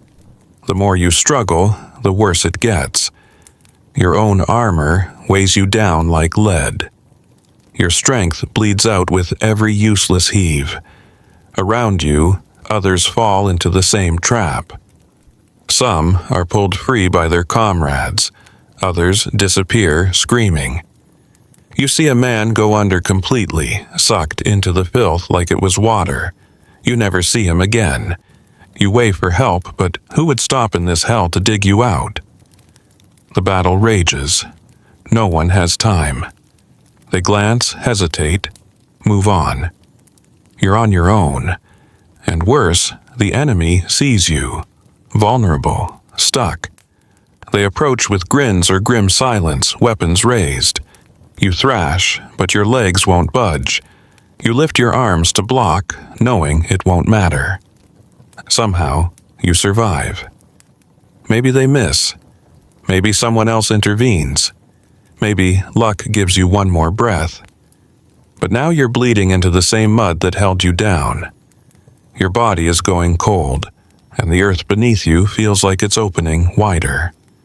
You finally break free, one leg, then the other.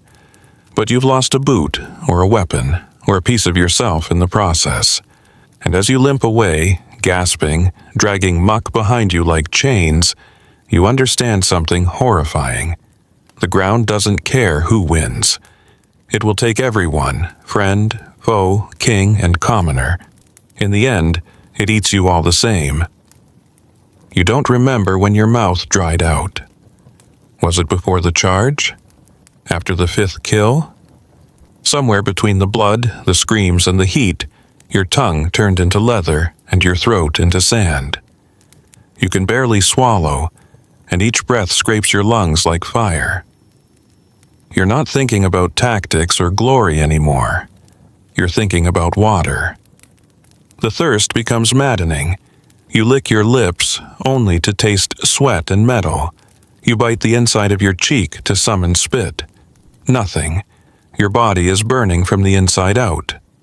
You try to speak and cough instead. Your lips crack, your vision blurs, not from blood loss or trauma this time, but from dehydration. The armor bakes you alive, every movement turning your sweat into steam, your strength into mist. You stagger past corpses, hoping one of them had a flask. You see one. You drop to your knees, rummage through their belt, fingers trembling. It's there. You raise it to your lips. Empty. Of course. Or worse, filled with wine that only deepens your thirst. You gag, spit, cry out. Nothing comes out. Someone near you collapses.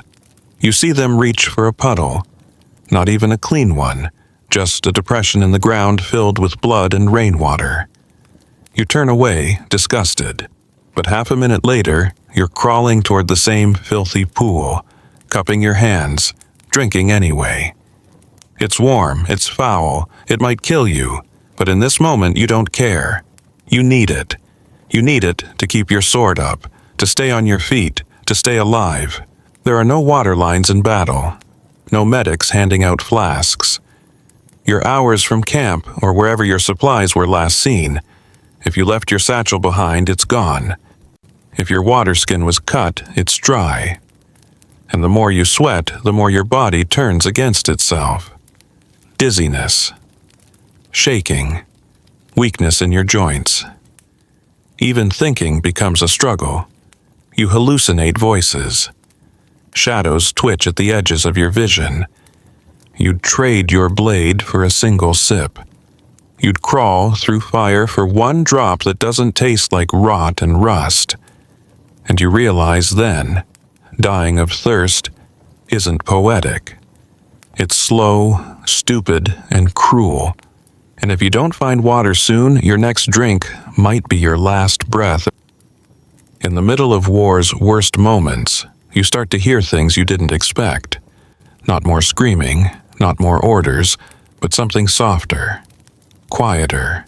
Someone is praying, a whisper, almost a chant, threading through the blood and steel like a ghost. It doesn't match the chaos around you. It feels like a betrayal of the noise, a voice trying to reason with a world that has long stopped listening. You turn, and there he is, kneeling, palms up, eyes closed or rolled skyward, lips moving, trying to form words through the grit and blood. He could be asking for forgiveness, or mercy, or maybe just a quick death. He might be reciting verses from memory, things taught long ago in calm places far from this hell. The prayer is fragile, desperate, and it isn't stopping anything. You hear it again when another man clutches a gut wound, rocking back and forth, muttering the same line over and over. "Deliver me, O Lord." You don't even know the rest. But he says it like it might hold his guts inside, like the rhythm might beat back the pain. It doesn't. And then there's you, standing, alive, listening. Part of you wants to laugh. Another part wants to scream at him to get up, to fight, to run. But you don't, because deep down you understand. He's not praying because he thinks it will change anything. He's praying because there's nothing else left to do. The gods don't answer here. The sky is gray. The sun doesn't break through. There's no beam of light, no divine intervention. Arrows still fall. Blades still pierce. Men still die with prayers on their lips, and most of them never finish the sentence. You see a knight make the sign of the cross seconds before a hammer crushes his helmet. You hear someone begging a saint to protect them right before a spear opens their throat. And in those moments you realize prayer isn't a shield here. It's a goodbye. It's the sound people make when they know nothing else can help. It doesn't make them weaker. If anything, it's the last bit of humanity they have left. But you've seen too much. You stopped praying hours ago. Or days. You can't remember. All you know is the silence after those words. The terrible, indifferent silence is louder than anything else on this battlefield. They say surrender is an option. That if you throw down your weapon, raise your hands, drop to your knees, you'll be spared. Maybe that's true in stories. Maybe some knightly code promised mercy once, 100 years ago, in a castle far from here. But out here? On this field? No one's sparing anyone. You're exhausted, bleeding. You see the line break, your comrades scatter, you're alone. You drop your weapon, let it clatter to the ground. You hold your arms up high, you kneel, or maybe just collapse. You shout over the noise, voice cracking. I yield! I yield! But the enemy doesn't stop. He's already swinging. His eyes are wide, wild. He doesn't see a surrendering man. He sees a target still breathing. The sword doesn't pause for your plea. It doesn't care that you're unarmed. It cuts anyway. Through your shoulder, across your face, into your gut. You scream, not in protest, but in raw pain. He keeps swinging. You try to crawl, to curl into yourself. Someone else stomps past and kicks you in the ribs, just for being in the way. Another blade stabs down into the mud, into you. You don't know whose. Some soldiers kill out of hatred. Others out of fear. But most, they kill because they've been killing for hours, and it's easier to keep going than to stop. When everything looks like an enemy, no one gets a second chance. Even if you survive the first few strikes, you'll be looted, stripped, beaten. Maybe taken prisoner if you're lucky. But being a prisoner means shackles, hunger, infection, being marched for days with open wounds, then sold or executed depending on who wants to make a point. There's no honor, no clean cut, just humiliation on top of pain. You were told war had rules, that surrender meant mercy. But war doesn't care about rules once the blood is up. It's not about honor, it's about numbers, instinct, rage. And when you're on your knees, defenseless, all you've really done is become easier to kill. So you stop trying, you stop yelling, you lie there, still, pretending to be dead. That's the only surrender anyone respects here. Not a raised hand, just a quiet, motionless corpse. The hit came fast, a mace, an elbow, maybe the pommel of a sword. Doesn't matter. One moment your mouth was whole.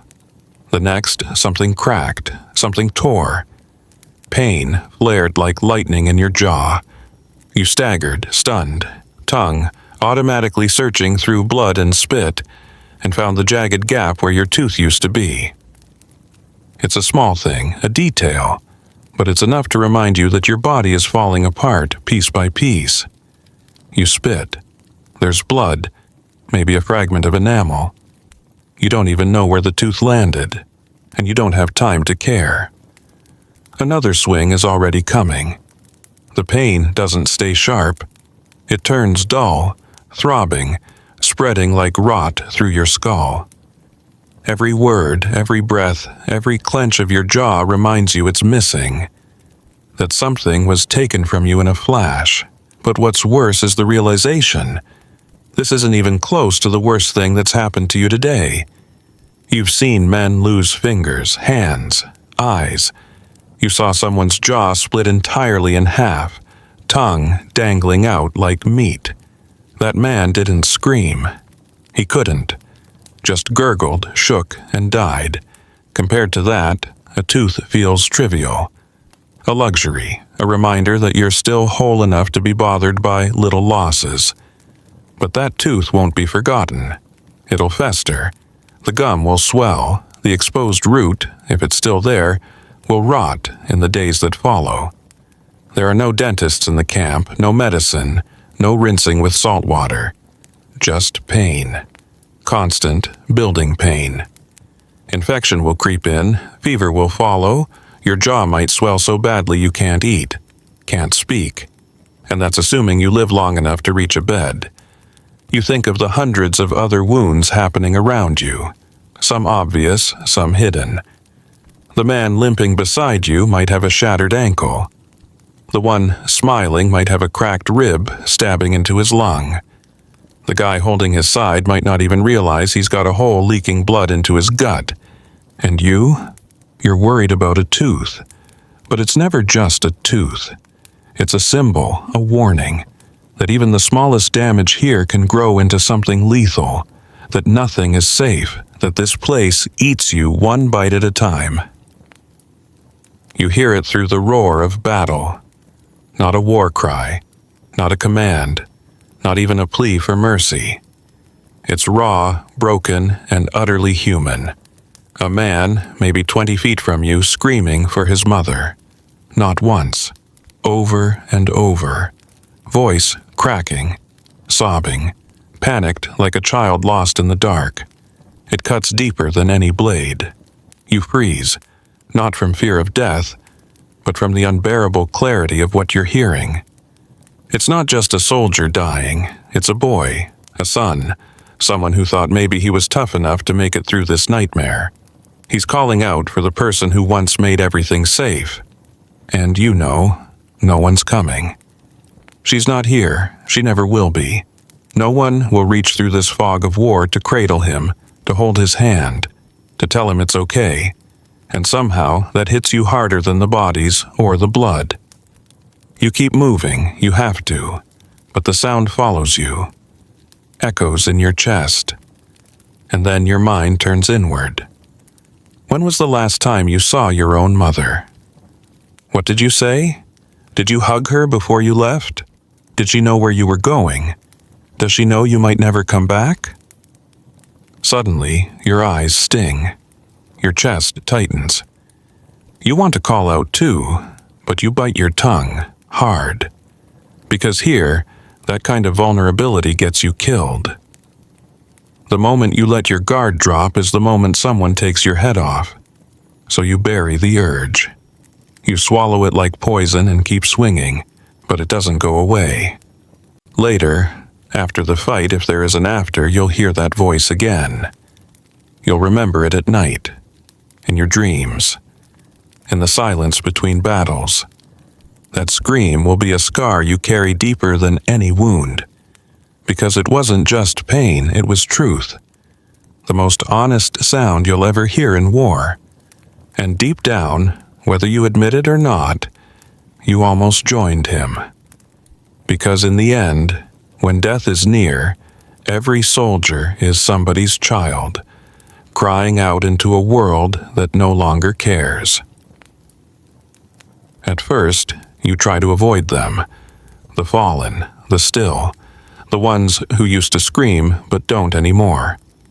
Each time you see a corpse in your path, your instinct is to step around it, show respect, preserve dignity, even in war. But after an hour of fighting, after the lines have collapsed and the bodies pile so thick they form the terrain itself, that instinct dies.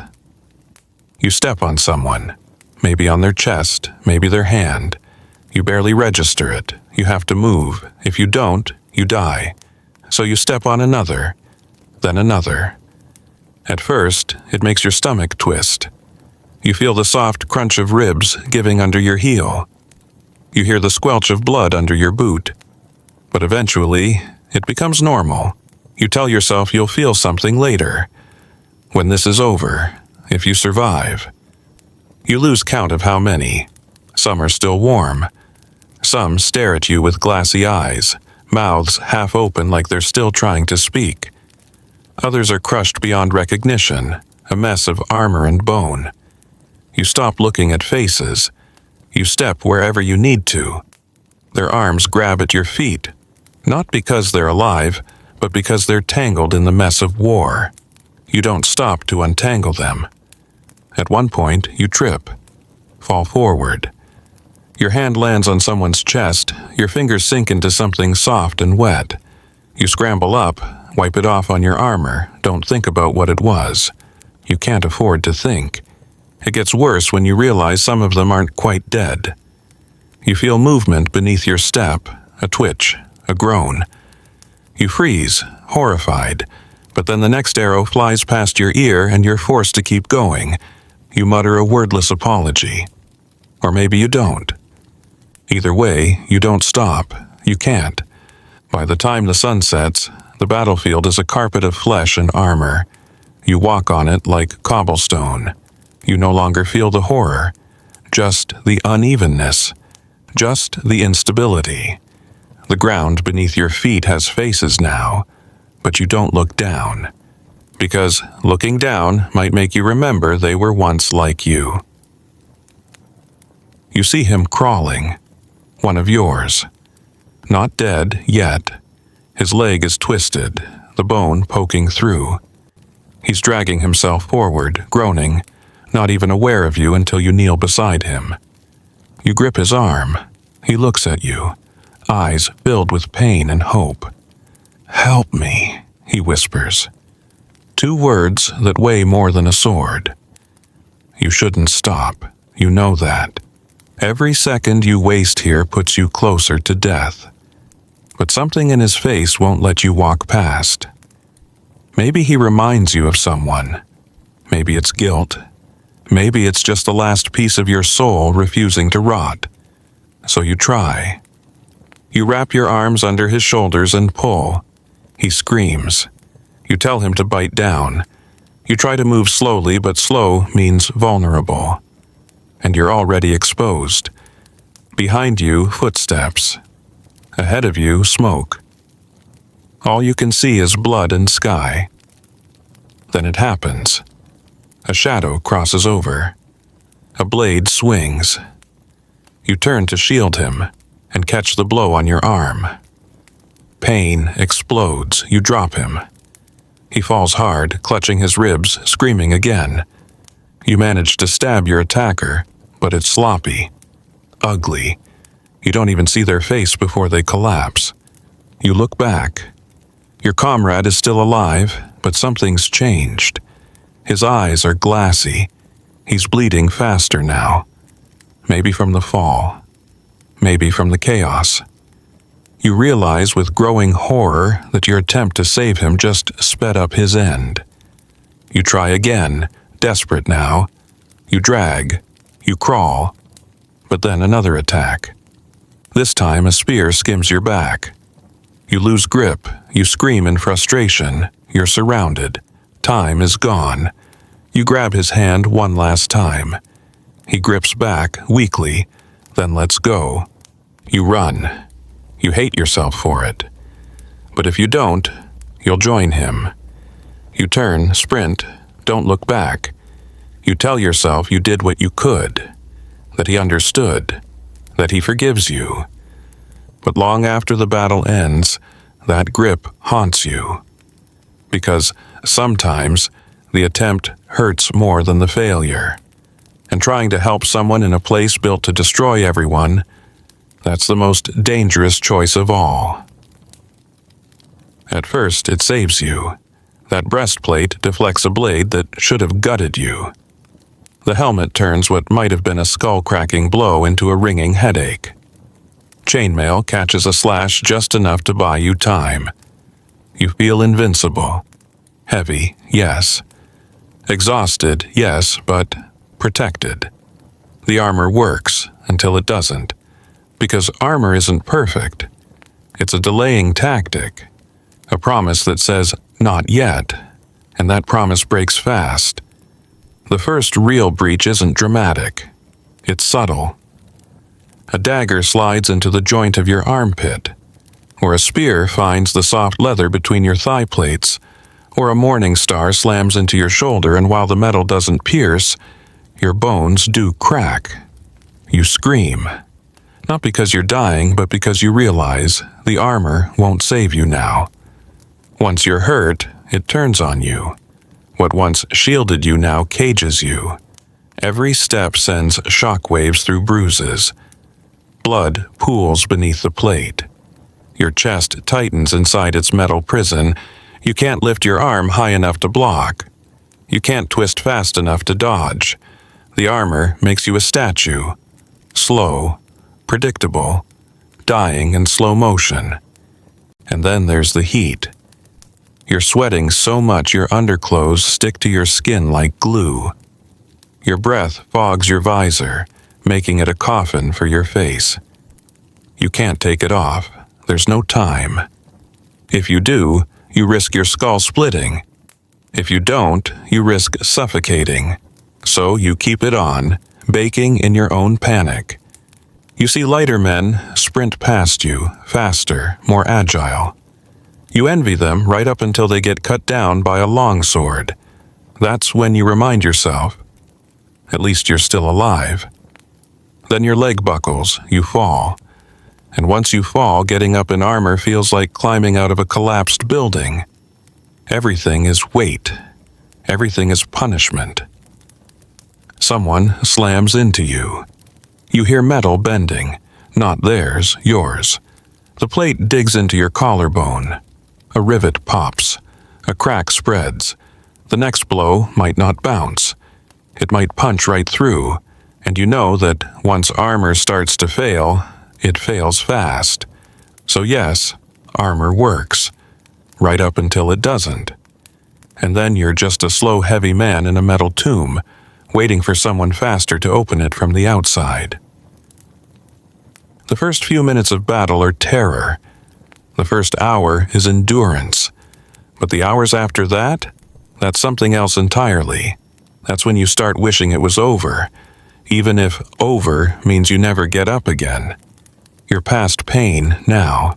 Your body is numb in places, sharp in others. Every limb feels disconnected, like your arms and legs are hanging by string. Your breath comes in rattles.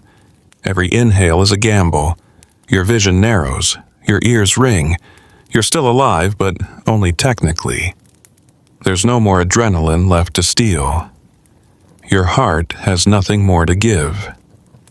You're running on echoes.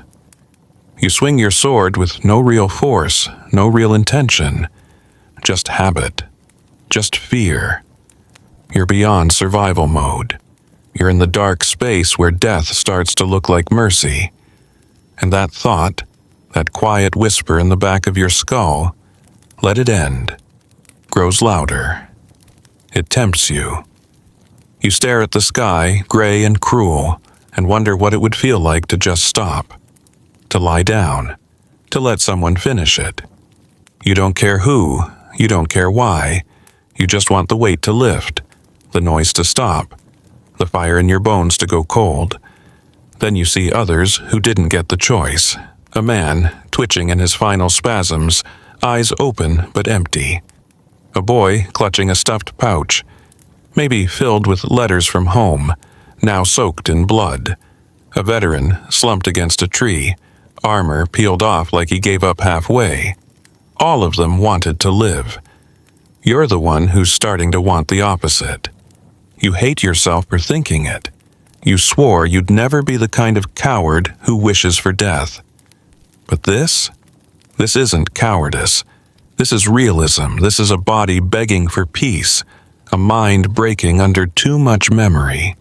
And still, some twisted instinct keeps you on your feet, keeps your hand on the hilt, keeps your heart just barely beating. Because despite it all, you haven't been given permission to fall.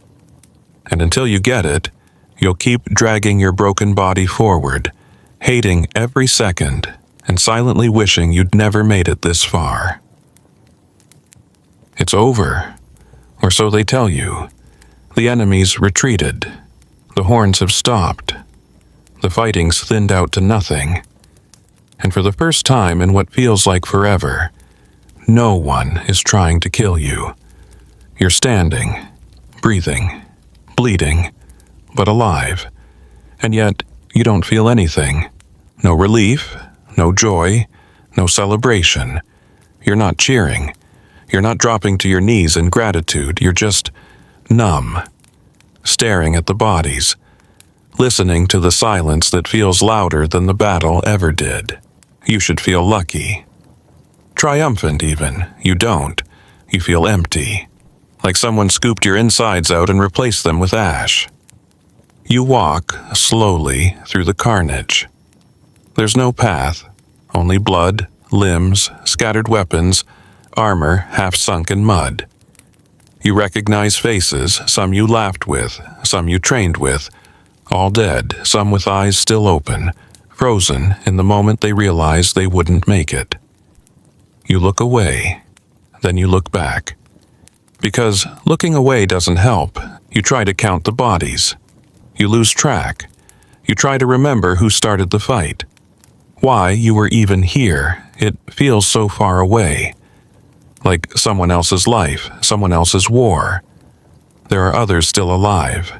Stumbling, crying, digging through corpses for friends or loot or answers. You see a man hugging a dead comrade, rocking back and forth. You see another taking rings off fingers. You don't judge either. You understand both. Someone offers you water. You drink without thinking. It tastes like metal, like rust and old coin. You don't care. You're not sure you can taste anything anymore. Later, when they ask you what it felt like to survive, you won't have an answer. Because you didn't feel like you survived. You felt like you were left behind. Like death just didn't get to your name yet. And everything you see now, the broken bodies, the twisted weapons, the crows already circling overhead, it all confirms the same quiet truth.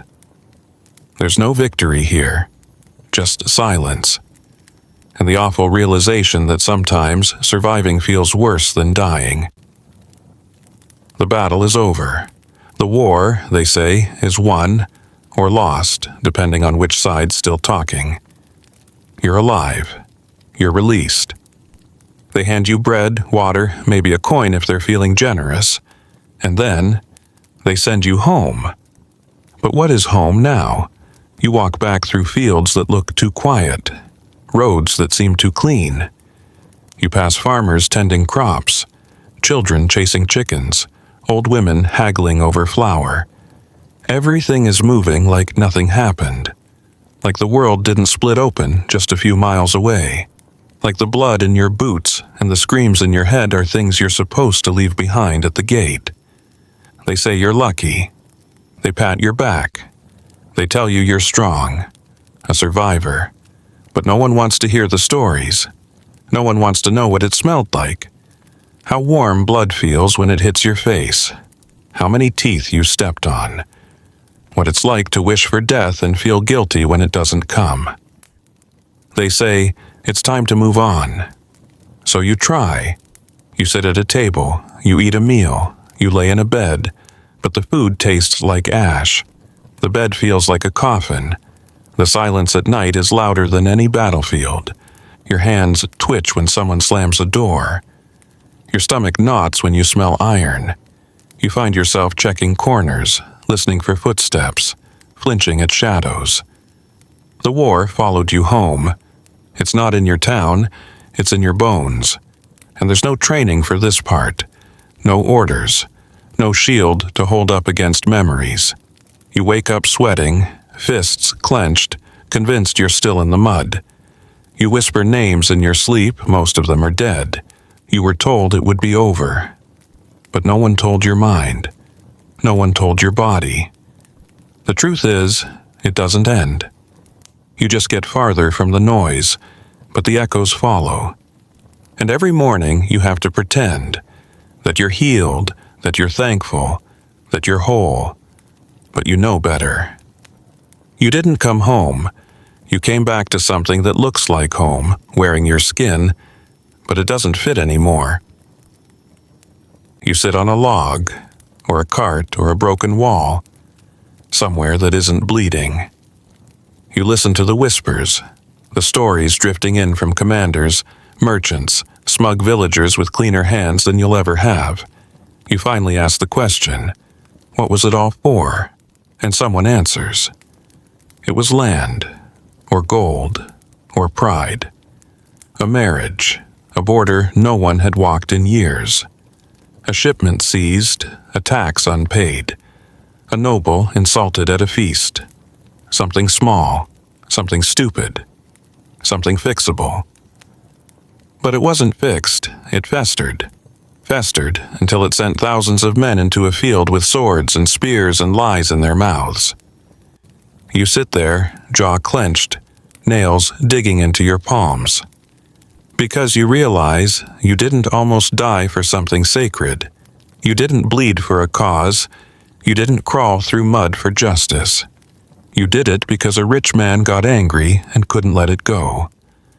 And what do they call it? Not a mistake. Not a tragedy. They call it necessary.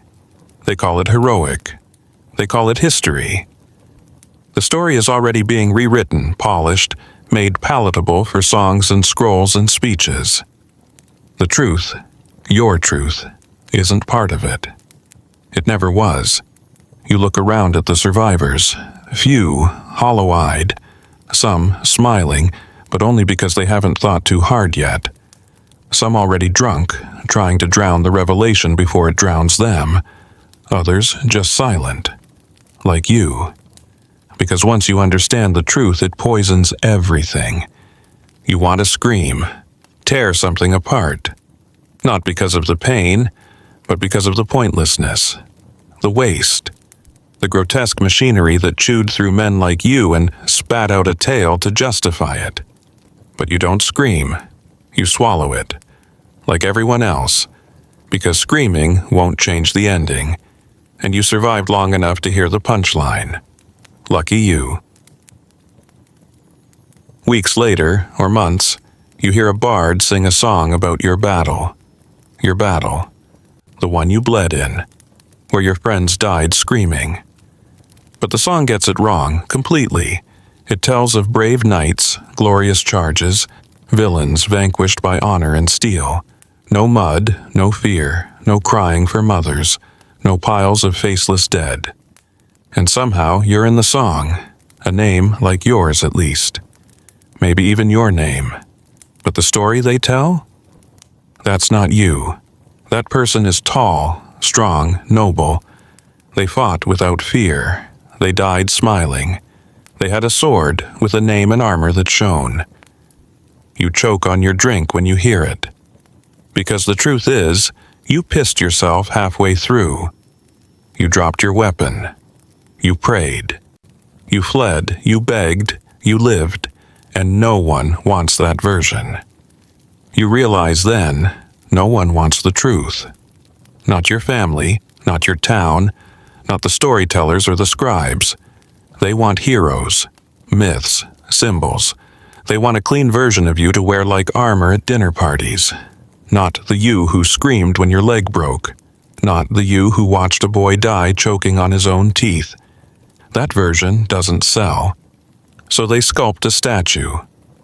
Maybe it's for someone else entirely. Maybe it's for a general who never stepped into the mud. Doesn't matter. It stands tall in the square. And when you walk past it, covered in scars, no one looks. You are not who they want to remember. You're the shadow under the statue. You're the truth hiding behind the tale. And every time someone praises your glory, you want to laugh, or spit, or scream, because they only remember the lie. You try to laugh at a joke, and it feels fake. You try to hug your brother, and your body tenses. You try to sleep, and your dreams put you back on the field again and again.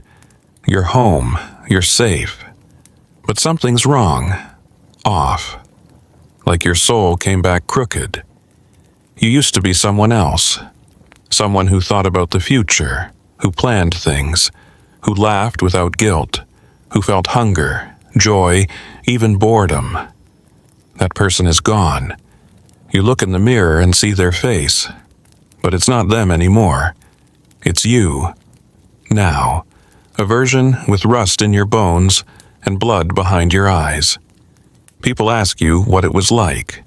You lie. You say, hard. You say, scary. You don't say, it broke me. You don't say, I wanted to die. You don't say, I still hear them. Because if you did, they'd look at you differently. Like you're contagious, so you pretend. But the pretending eats at you. You walk through streets like a ghost, avoiding your reflection. You feel your body tense when a cart clatters. You hear shouting and flinch. You walk through the world like a man always checking for exits. You realize one morning that you've been awake for 3 days. You haven't cried once. You've tried, but nothing comes. You stare at your hands. They've done things, held things, hurt things. And you wonder how many more years you'll carry them before they drop from your side forever. You didn't just survive a medieval battlefield, you carried it home.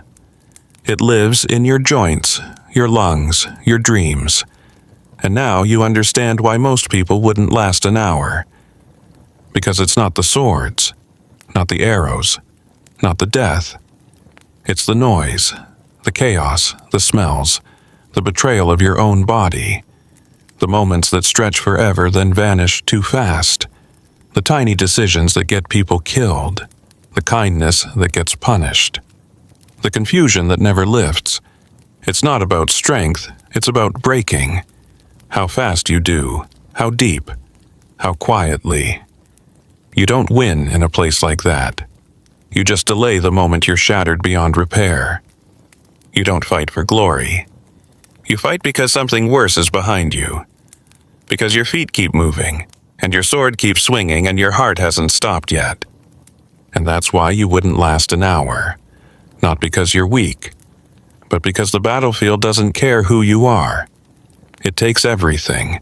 Your pride, your courage, your mercy. It grinds you into something unrecognizable, and then tells you to go home like nothing happened. Now you know.